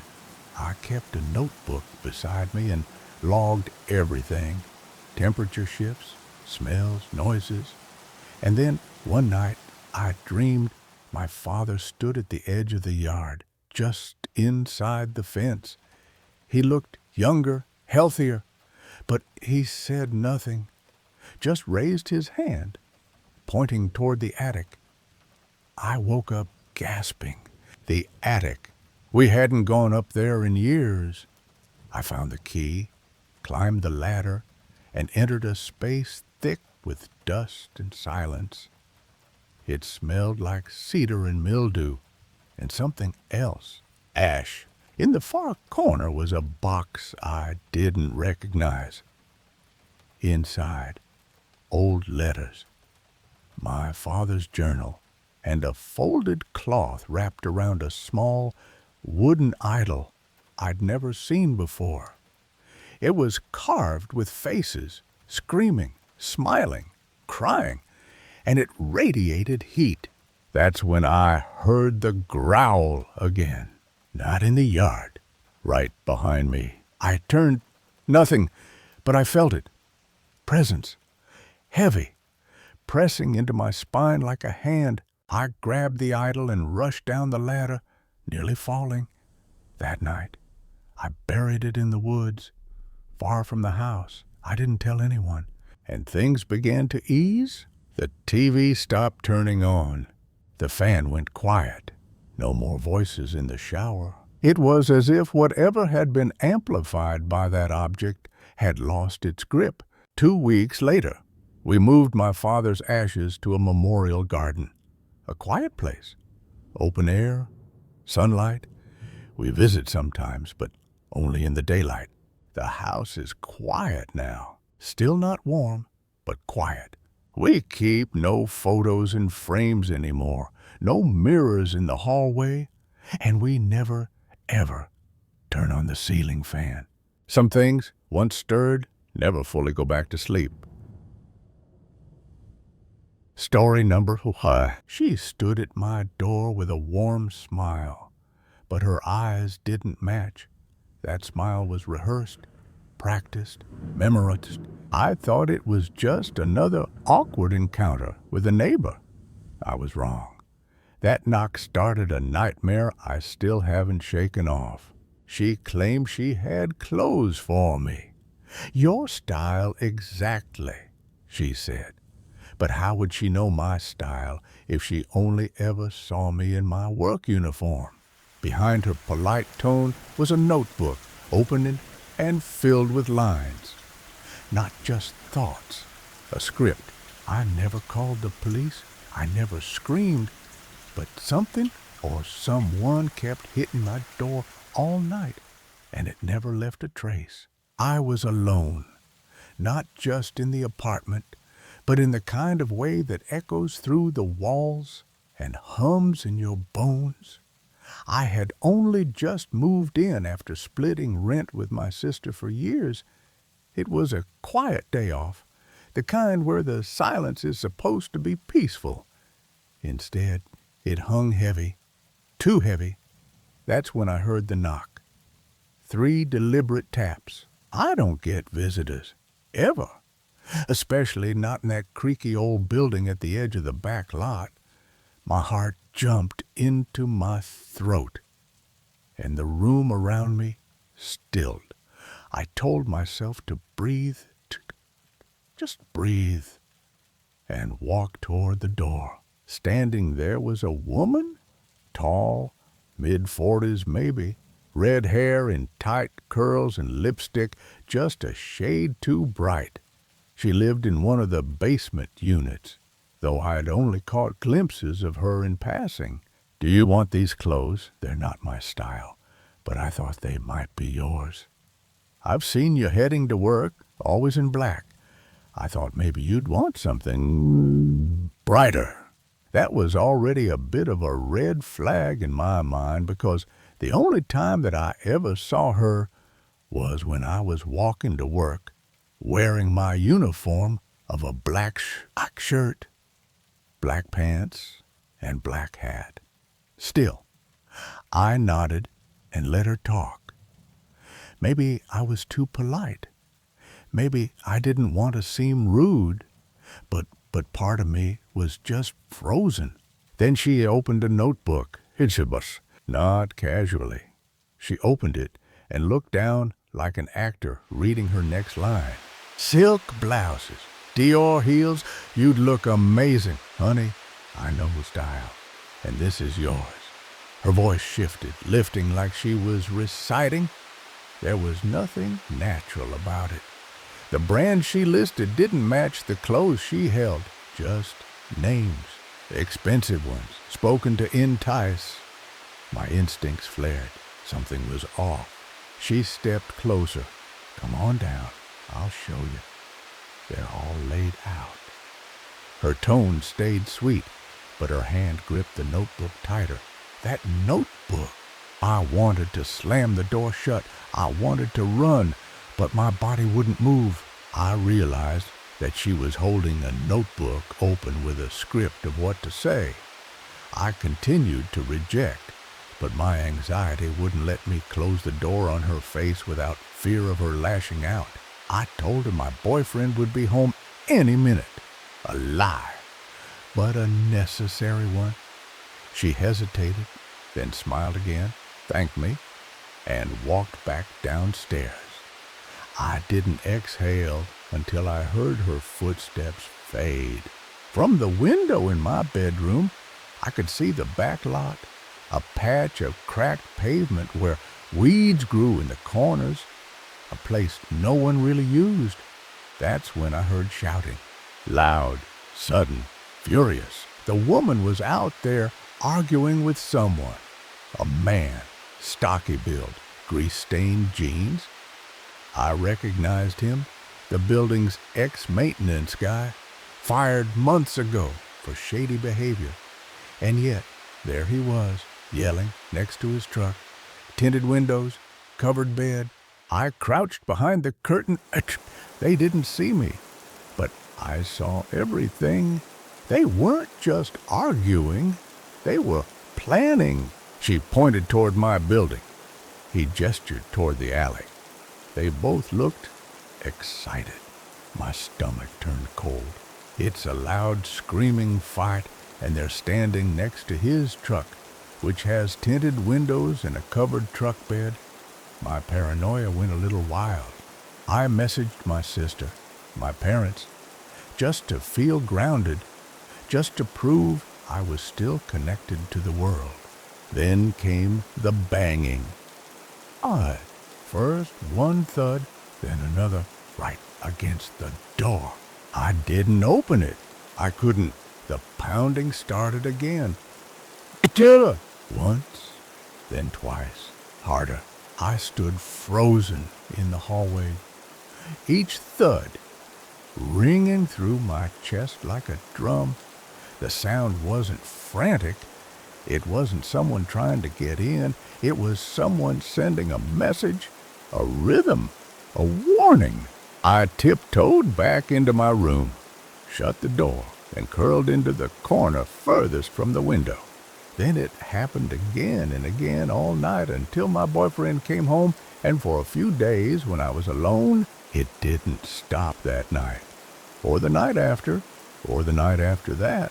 Every time I was alone, the knock returned, not random, always targeting the deadbolt, like they knew exactly where to hit to make the most impact.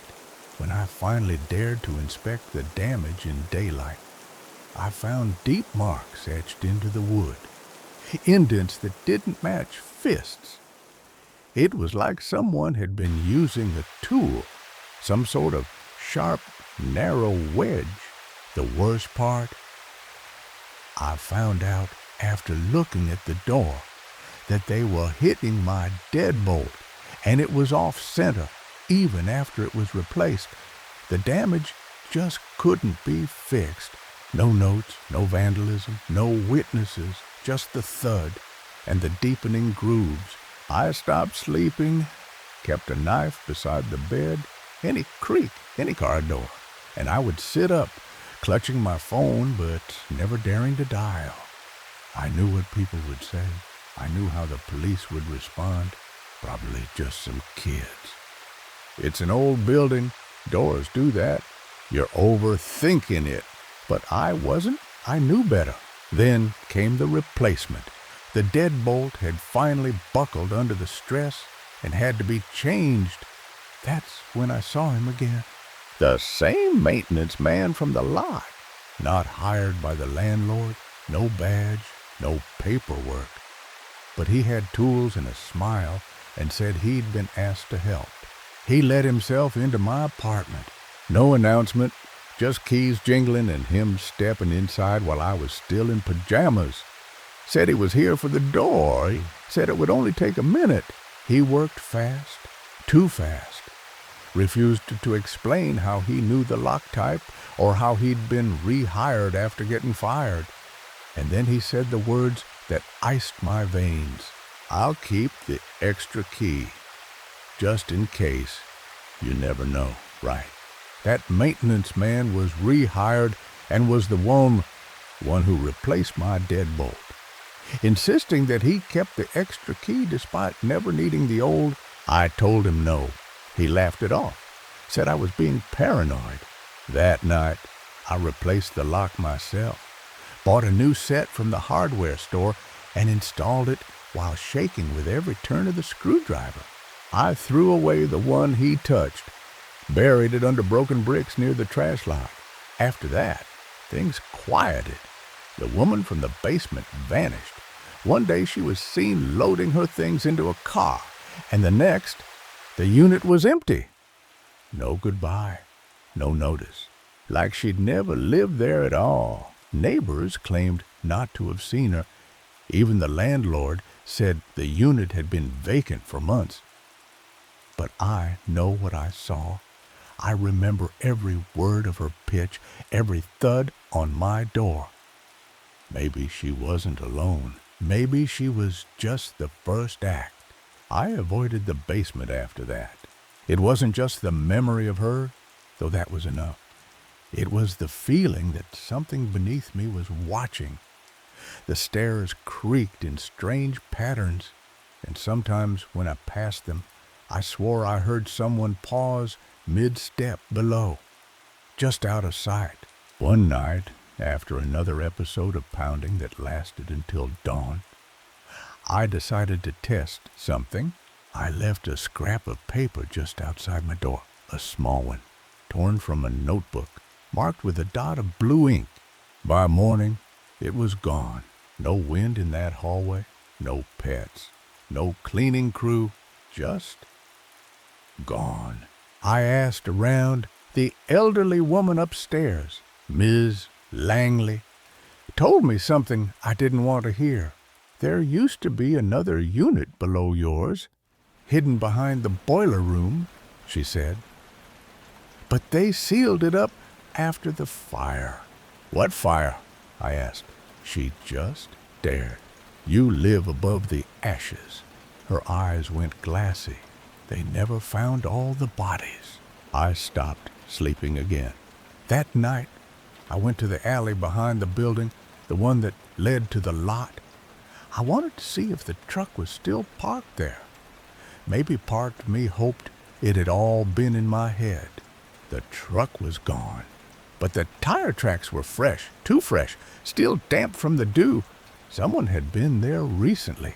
I turned to head back inside, and that's when I noticed it. One of the basement windows, cracked open just slightly, barely noticeable, but just enough for a voice to whisper it through. I leaned in too close.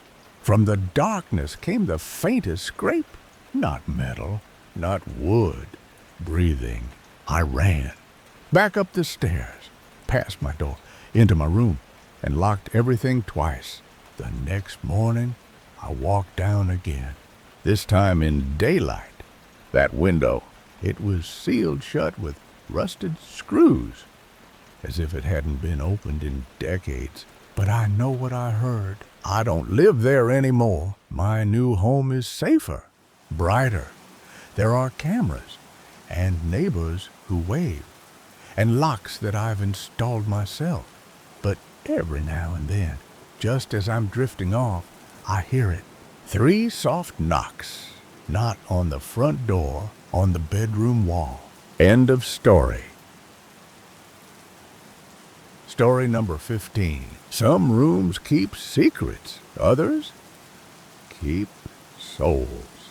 They say you can't be harmed by something that doesn't exist until it paralyzes you mid-breath, wide awake, fully aware, and unable to scream. What if the place you once called home silently watched you for decades and waited for the right moment to strike again? It wasn't the shadows that scared me. It was the way my own body betrayed me every time I closed my eyes in that room. The worst part, my mother sleeps in there now, and she refuses to talk about it. I grew up in that house, a simple home with creaky floors and dated wallpaper, nestled quietly at the edge of a suburban neighborhood. There was nothing extraordinary about it, except for one room, my room. It started subtly, a strange tingling sensation when I tried to sleep, like electricity crawling just beneath my skin.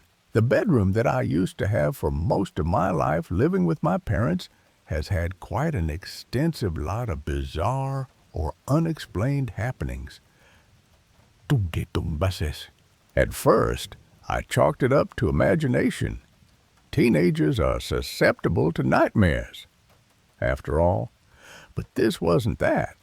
This was something else. The most puzzling, though, is that it seems to be causing sleep paralysis in whoever sleeps there. I tried to rationalize. Note that all smoke or gas detectors of the house have always been functional. The house has no gas line or indoor garage. Doesn't have mold or other toxic things or hallucinogens. I even kept logs, scoured forums, reached out to sleep experts. Nothing added up. I, and anyone else mentioned here, have no history of mental illness or other health conditions. Anything susceptible of causing such things as well. The room was just a room, they said, but it wasn't. I began sleeping on the couch to avoid it. Eventually, I moved to my dad's old room in the basement. From that night on, the episode stopped completely, not once. Not one single moment of paralysis, dread, or buzzing in my skull. That's when I knew it wasn't me. It was that room. And I wasn't the only one it watched. The air was always cold in there. Not crisp, not fresh, just heavy, like something old lived inside the walls and hadn't left for decades. My mother started using that room after I moved out. I warned her. She brushed it off. "You're just sensitive," she said. It was probably stress from school. Teenagers have vivid dreams. But she never denied anything, never asked for details, never once said, "That never happened to me." She just changed the subject. I learned about sleep paralysis when I was about 17 or 18 because of this, and it seemed like a good enough scientific explanation for me. That was until I moved to another bedroom inside the same house. Years passed. I tried to forget it, but the room didn't forget me. Last month, while visiting my parents, I decided to lie down in there, just for a nap. Middle of the day, sunlight pouring in. I wasn't even tired, just curious. I shut my eyes. Instant frozen. I couldn't breathe, couldn't move. My ears rang with that awful rising hum like static in a cave. And then came the pressure, like something old and weightless sat on my chest and watched. I couldn't open my eyes, but I knew something was there. I felt it. When I finally gasped back to reality, I stumbled out of that room drenched in sweat. I told my partner everything. He's logical, grounded, sleeps like a stone, never had sleep paralysis.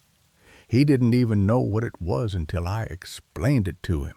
A few weeks ago, he had a chance to try it himself, out of curiosity. He walked into the room and immediately paused. "Feels weird in here," he said. He shrugged it off, laid down. 20 minutes later, I found him in the hallway, pale, shaky, eyes like he'd seen something he couldn't unsee. "Thank God you walked by," he whispered. "I couldn't move, not even to twitch.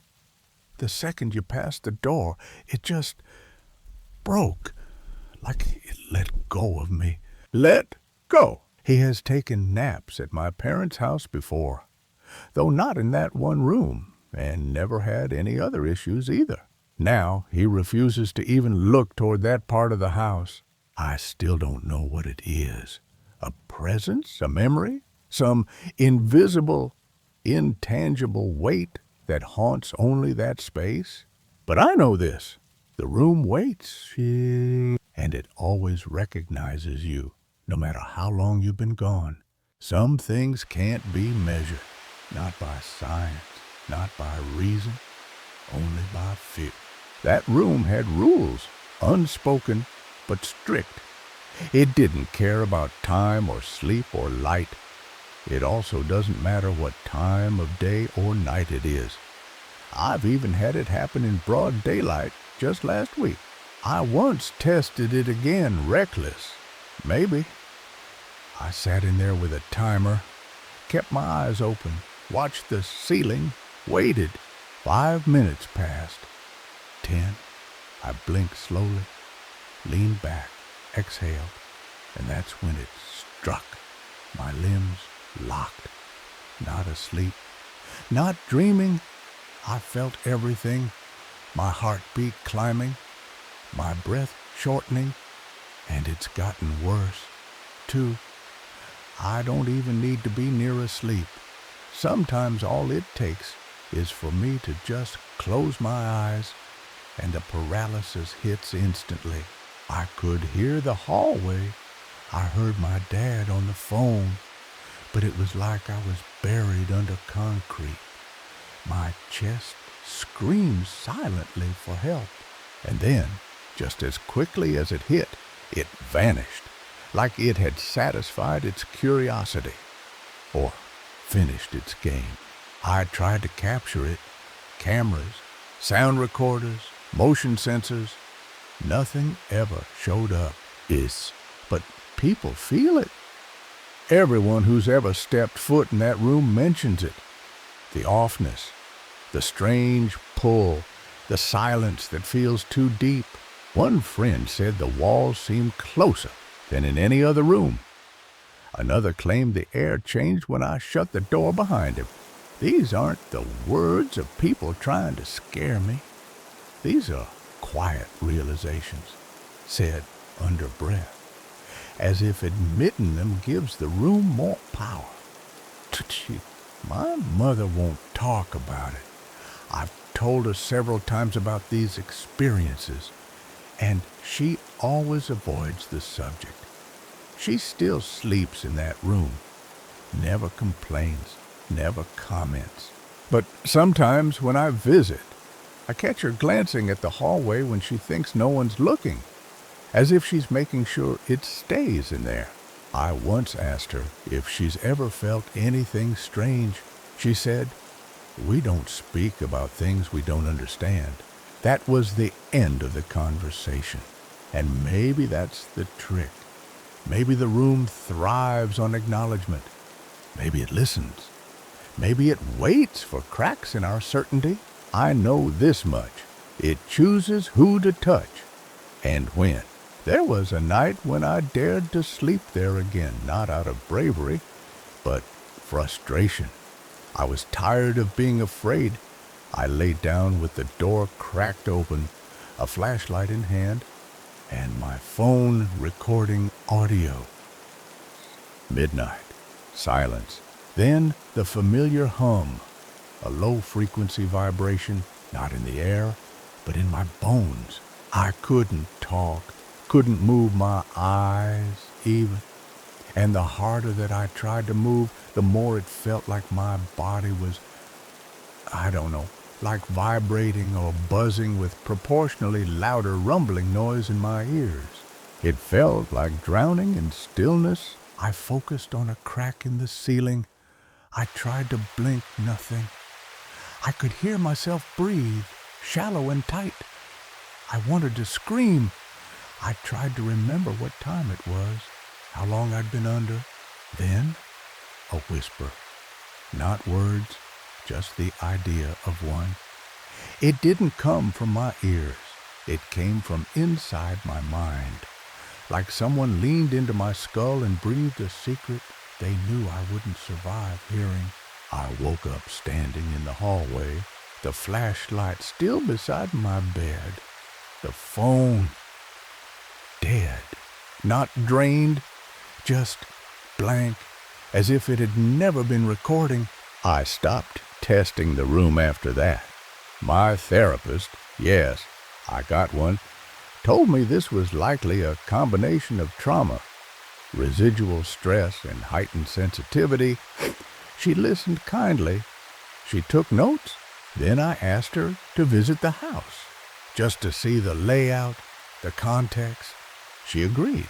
She entered the room for less than a minute, then said she had a sudden migraine and needed to leave. We never spoke about the visit again. I never had one single episode anywhere other than that one in that specific bedroom. Not once in any other room in the same house. Even not once in any other room that I've had since moving out, in any of my previous apartments, nor in my current house. It doesn't follow me. It waits for me. And lately, I think it's getting impatient. There's something almost cruel about how the room behaves. It doesn't haunt like you'd expect. No flickering lights, no slamming doors, no cheap theatrics. It's subtle, intelligent, strategic. It waits for comfort, for vulnerability, for quiet. That's what makes it terrifying. One last detail, one I haven't told anyone. During my most recent visit, I passed the room late at night. My mom had gone to bed. I paused in the hallway. Something felt wrong. Not scary, just still. Like the room had noticed I'd stopped and was holding its breath. Yes. I turned to leave, then heard the bed creak from inside. But my mom was away that weekend. No one should have been in there. I opened the door. The bed was made. The room was empty, except for a faint impression like someone had just been lying there. I walked in and stood by the window, pretending I wasn't terrified. That's when I noticed it, a faint echo, like someone whispering directly into the wood behind the walls. Not in English, not in any language I knew, just sounds. Rhythms, pulses. I backed out slowly, shut the door. And I haven't been back since. To this day, if I happen to try and take a nap in that specific bedroom when I'm visiting my parents, half of the time it will cause sleep paralysis, but always only in that one specific room and nowhere else. Some places don't want to be understood. Some don't need to be haunted. They are the haunting. And the room, it doesn't care what you believe. It only cares that you come back.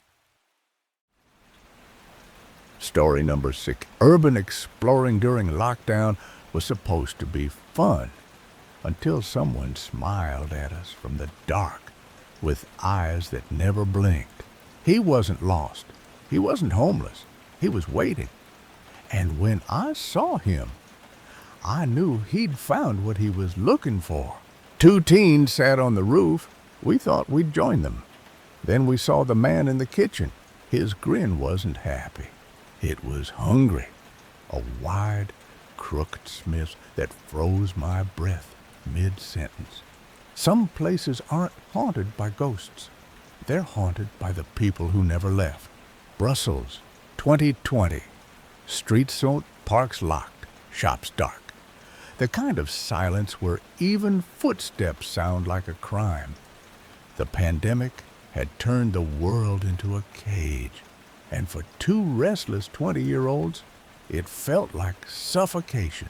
We ran to breathe. Every other day, my friend Sully and I would lace up our shoes and run through the outskirts of the city, not for fitness, not really, but for freedom, for movement, and for the thrill of finding the forgotten. We'd found a spot, an old wellness complex, long abandoned and sprawling, hidden behind a fence with a tear just wide enough to slip through. It was more than just a building, it was a world. A football field, a tennis court, crumbling staircases, locker rooms swallowed by vines, a place the city had left behind, and we claimed as ours. After one of our usual 5-kilometer runs, the sky threatened rain, so we ducked into the hall to wait it out. We'd planned to climb to the roof, our usual hangout, but two kids had beaten us to it. Teenagers, maybe 16, legs dangling over the edge. They waved, and we nodded back, deciding to let them have their moment. Instead, we settled in the main lobby, a vast tiled space where light slanted in through broken windows and scattered leaves rustled in forgotten corners. Sully lit a cigarette, and I began collecting furniture, a couple of bent chairs, an old office table, something to sit on while the rain passed. That's when I felt it. The temperature didn't change, the air didn't move, but my skin tightened like I'd walked through a static field. My neck stiffened, my stomach turned. Someone was watching. The hall was dim, dust hanging like cobwebs in the shafts of light. From where I sat, I could see into the kitchen, just past the collapsed door frame and overturned trolleys. The corridor that connected the rooms formed a kind of funnel, framing that dark rectangle at the back of the complex like a stage. That's where I saw him, a head sticking out of the doorframe, staring right at us. It was a man. I couldn't say what age he was since he was all dirty, but it wasn't his clothes or his posture, or even the suddenness of his appearance that terrified me. It was his expression. He had a really exaggerated, happy expression on his face, like he had just found exactly what he was looking for. It wasn't a human smile. It was a parody of one, like someone who had practiced emotions in front of a mirror for too long and got stuck on joy. He didn't move, didn't blink, just stared. Every instinct in my body screamed, but I didn't shout. I didn't run.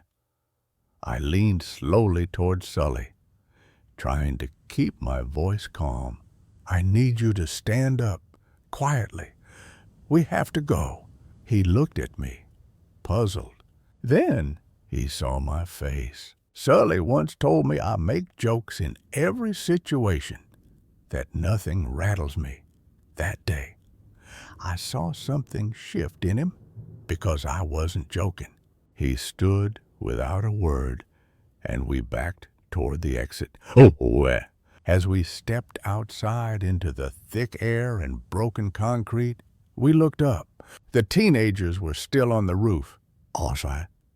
We called to them, waving our arms.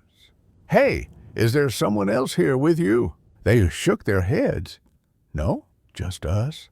You didn't see anyone down there? In the kitchen? They looked confused. No one's here. They had come by themselves. So if someone was there, he wasn't with them. We told them they should leave, that something was wrong. They shrugged it off, said they'd be fine, that they'd leave soon. We didn't argue. we'd done our part. Huh? But as we walked on toward the woods, toward the slit in the fence that led back to the world, I turned back, and that's when I saw it again. A silhouette standing in front of the staircase leading to the roof. Frozen, watching. I didn't tell Sully. I just kept walking. Back home, I couldn't shake it. I didn't want to talk about it because saying it out loud made it real. But Sully knew. He didn't see the man, but he saw me, and that was enough to terrify him. Weeks passed. The world was still locked down. The city still silent. But we never went back. Not to the wellness center, not to the woods, not even close to that torn fence. But curiosity isn't something you kill. It just mutates. One night, long after the incident, I searched for anything that might explain what we saw. News, blogs, urban explorer forums. Most posts were about graffiti, beer cans, shattered windows. Then I found it. Local articles and papers dating from that time about teenagers being chased by a crazy man in an abandoned building. The dates matched. The location sounded familiar. But the details were vague, deliberately. Perhaps there was no confirmation it was the same place. No names, no outcomes. Just fear. Just enough to make my blood run cold. People ask why we go into places like that. Abandoned hospitals, collapsed theaters, empty pools. They think we're thrill seekers, but it's not about the danger. It's about being alone in a place that was never meant to be, silent, feeling the weight of lives lived and lost, wondering what lingers. That day, I got my answer. Some places don't forget you walked in. Some places see you, and sometimes someone sees you back. I've never told anyone else this story. Not really. Sully lived it with me, but he never saw the man, only my reaction, only my face. He believes me, not because of what I said, but because of what I didn't. And if I had looked away, even for a second, if I hadn't seen him first, I don't know what might have happened, but I'm grateful I did, because I'll never forget that smile. Story number 7. You don't expect the dead to call, especially not your mother, and especially not with a message that isn't for you. The static on the line wasn't just noise. It was a barrier between life and something else entirely. She kept asking for June, but June was a road, or a name, or maybe a soul. When I heard her voice, I didn't feel fear. I felt unfinished business clawing through the phone. I thought I was losing my mind. Until my coworker whispered, "My Aunt June died last night." The weeks after the funeral passed in a haze. There were forms to sign, arrangements to finalize, extended family members to console. Her house had been emptied, the furniture sold, the photos boxed away into attics and closets that would likely never be opened again. The grief came in waves, sometimes violent, sometimes hollow, but eventually life settled. We all went home, carried on, or tried to. The strangest thing about grief is how it doesn't feel supernatural.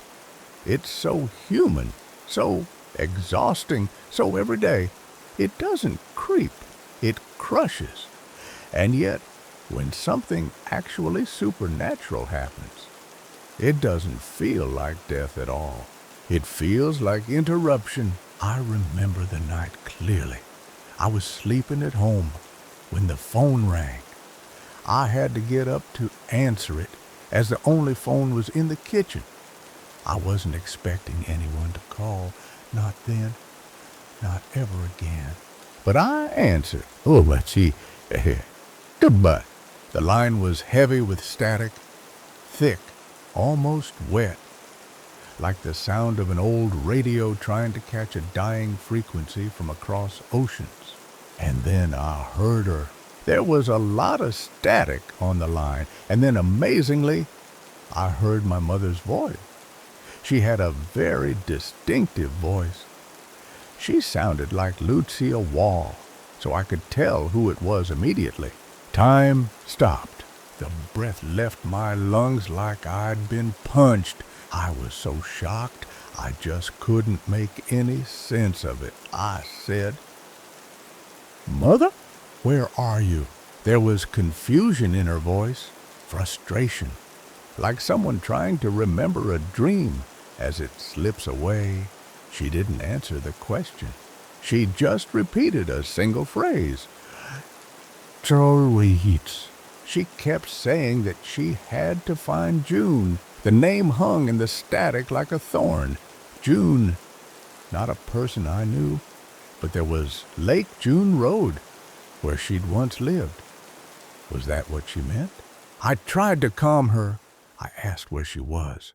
I begged her to stay on the line. But after a few more repetitions, after mentioning June a couple more times, the noise grew louder, and the line went dead. I stood in the kitchen, hand still on the receiver, heart pounding in the dark. The silence after the call was deafening. The lights in the kitchen flickered once, then settled. The old refrigerator hummed quietly, as if nothing had happened, as if my entire reality hadn't just cracked open. I didn't move. I didn't sleep. I just stood there, leaning against the counter, wondering if I had finally snapped under grief. Hallucination, sleep paralysis, a dream I'd woken into instead of out of. But I knew her voice, every nuance, every rhythm. She sounded like Lucia Wall, so I could tell who it was immediately. It couldn't have been anyone else. Dawn came eventually, gray and slow. I forced myself to move, showered, dressed, and left for work like nothing had happened, like I hadn't spoken to a dead woman in the middle of the night. When I arrived, my co-worker, Emma, wasn't at her desk. She was never late. But that morning, she arrived a few minutes after me, eyes red and shoulders tight. She moved slower than usual, her expression unreadable. "You okay?" I asked gently. She sat down and sighed. "Bad night," she said. "Didn't sleep." I gave a half-hearted laugh. "Yeah, you and me both." Then she looked at me, really looked, and said, "My Aunt June passed away last night." My face went white and my hair stood on end. June. It wasn't a road. It was a woman, a soul. I don't remember exactly what I said after that. Something automatic, something polite. My mind was racing, trying to connect dots, too strange to fit together.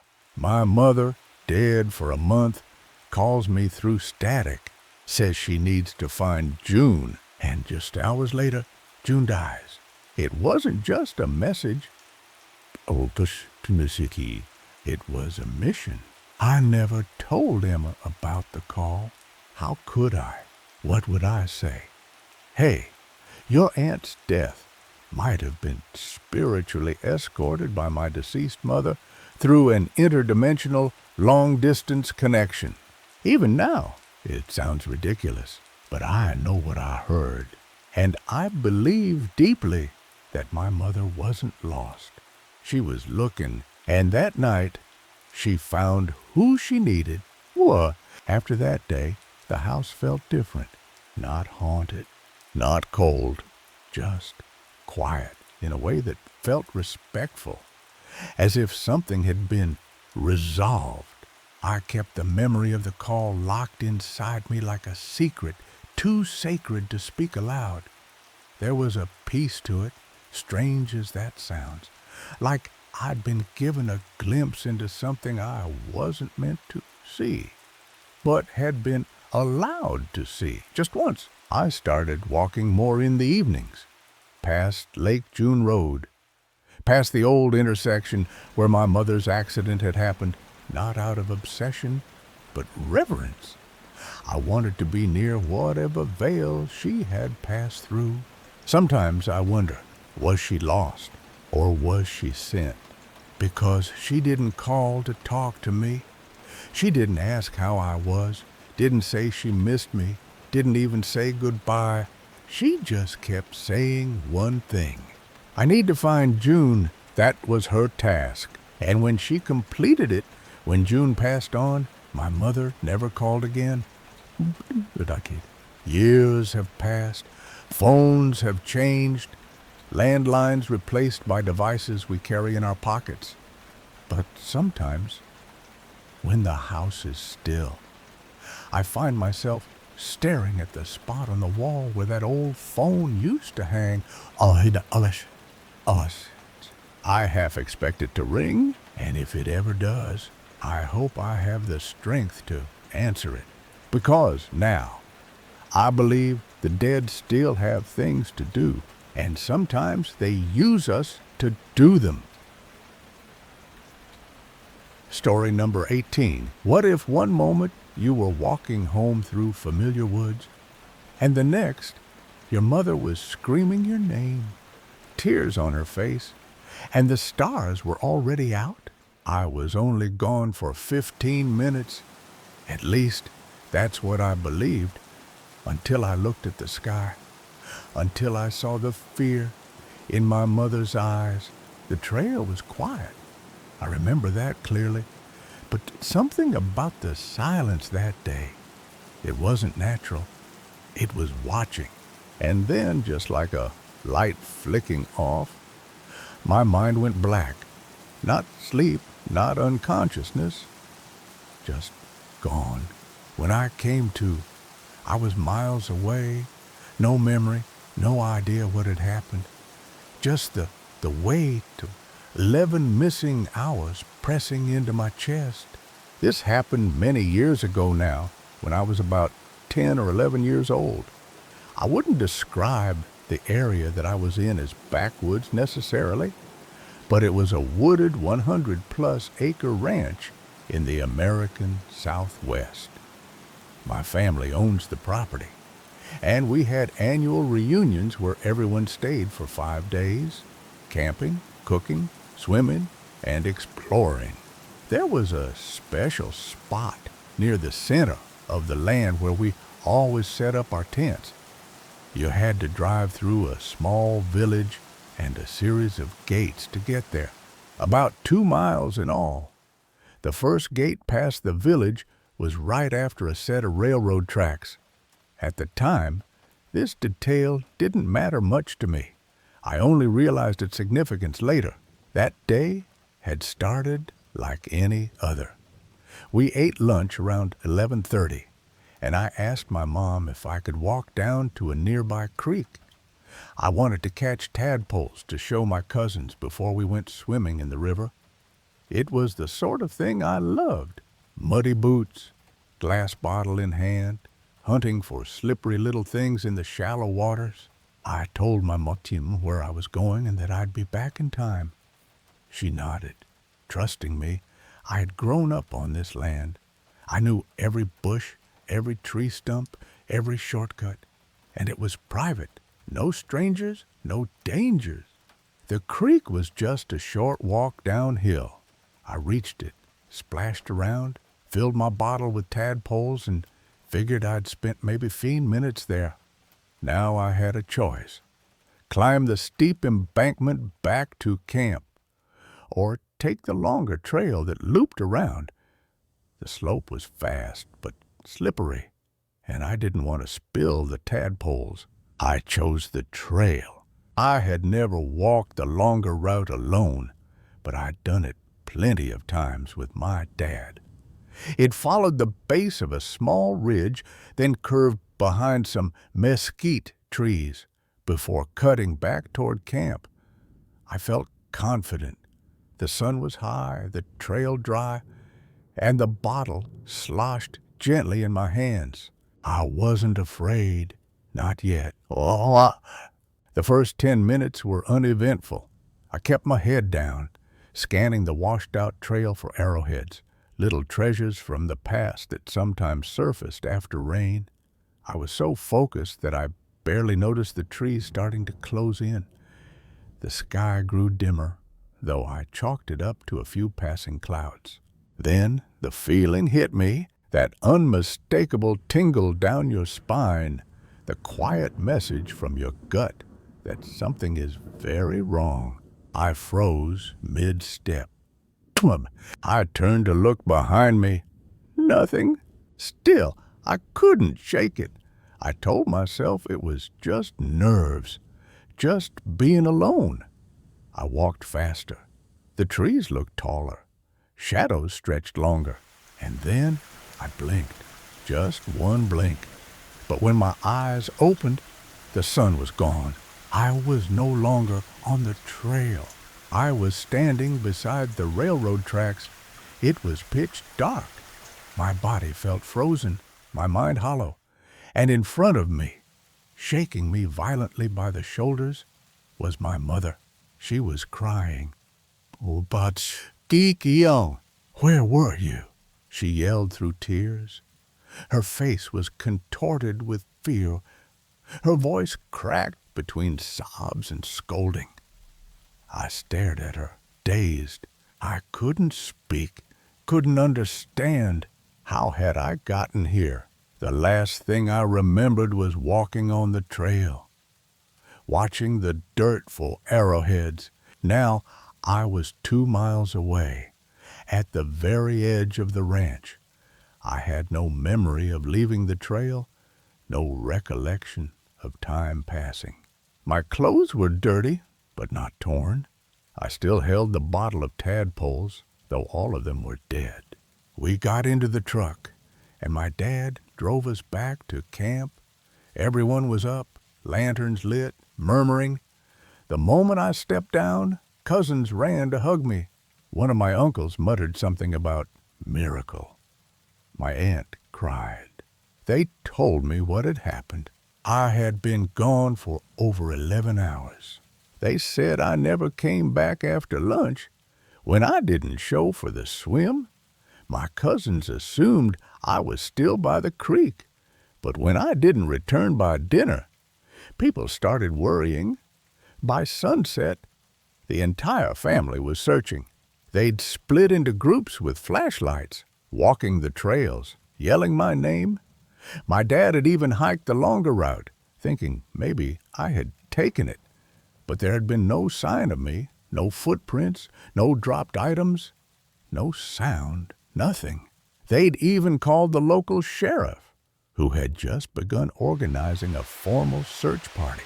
And then, suddenly, I was back, standing by the railroad tracks, unmoving, blank-eyed, clutching a bottle of lifeless tadpoles. My mother had spotted me while returning from one last sweep toward the gates.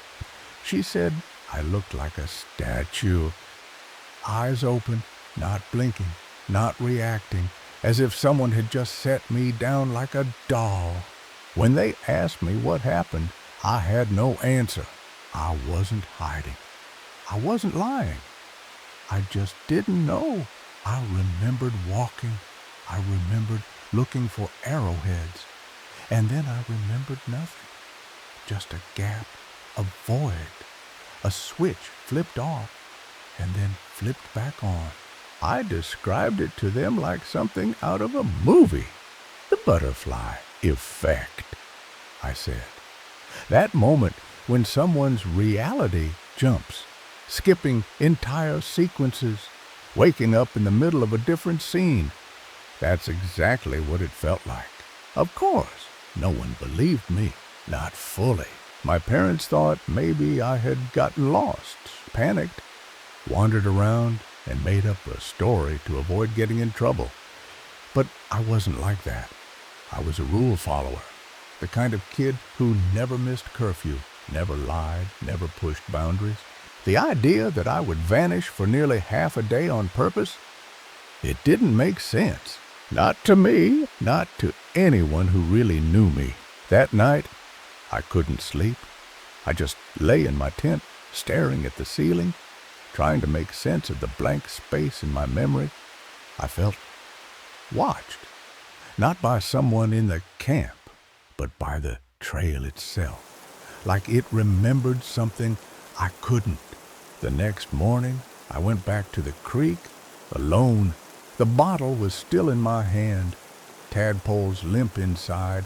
I poured them out, said a quiet apology, and looked up the trail again. I couldn't bring myself to walk it. Not that day, not ever again. Years passed, but the memory never left me. I tried to explain it away. Maybe I had heat stroke, or maybe I passed out from dehydration. But doctors found nothing wrong. No bruises, no scratches, not even signs of fatigue. My shoes were barely dusty. The bottle hadn't cracked, and not a single person remembered hearing a sound that could have come from me. No scream, no shuffle, no rustle in the grass. It was like I'd stepped out of time. In middle school, I started reading about missing time events, UFO abductions, paranormal vanishings, people claiming to lose hours, sometimes days, with no recollection.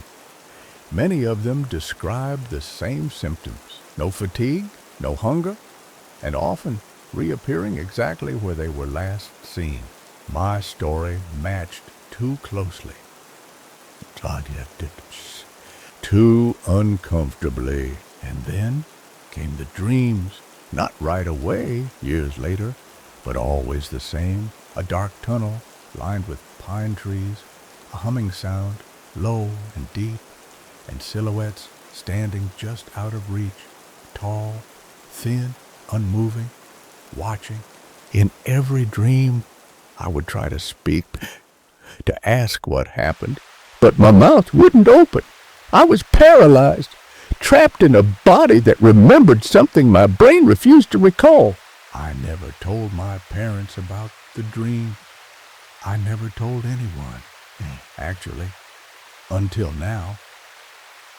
Because here's the thing, when you lose time like that, when you know something happened and no one believes you, you start to question your own reality. Was I taken? Did something follow me back? Why haven't I ever felt safe in the woods again? Every time we had another family reunion, I made an excuse. I stayed home, claimed I was sick or busy with school. I haven't been back to that ranch in over a decade, and I don't think I ever will. Because that trail still exists.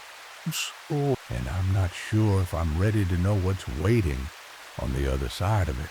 As I got older, the experience didn't fade. It deepened. I developed an obsession, though I didn't call it that.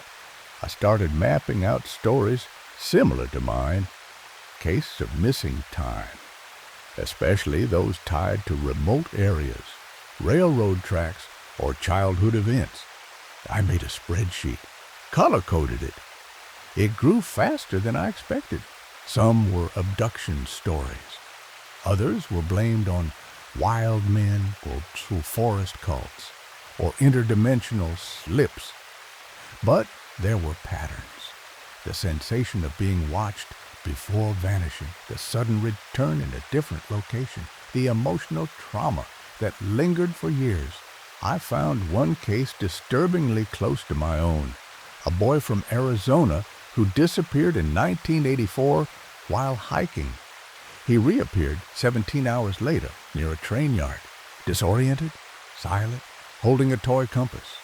When interviewed, he only said, It didn't want me to see the inside, and never spoke of it again. I started wondering if something ancient was tied to the land. One night in college, I let it slip at a party.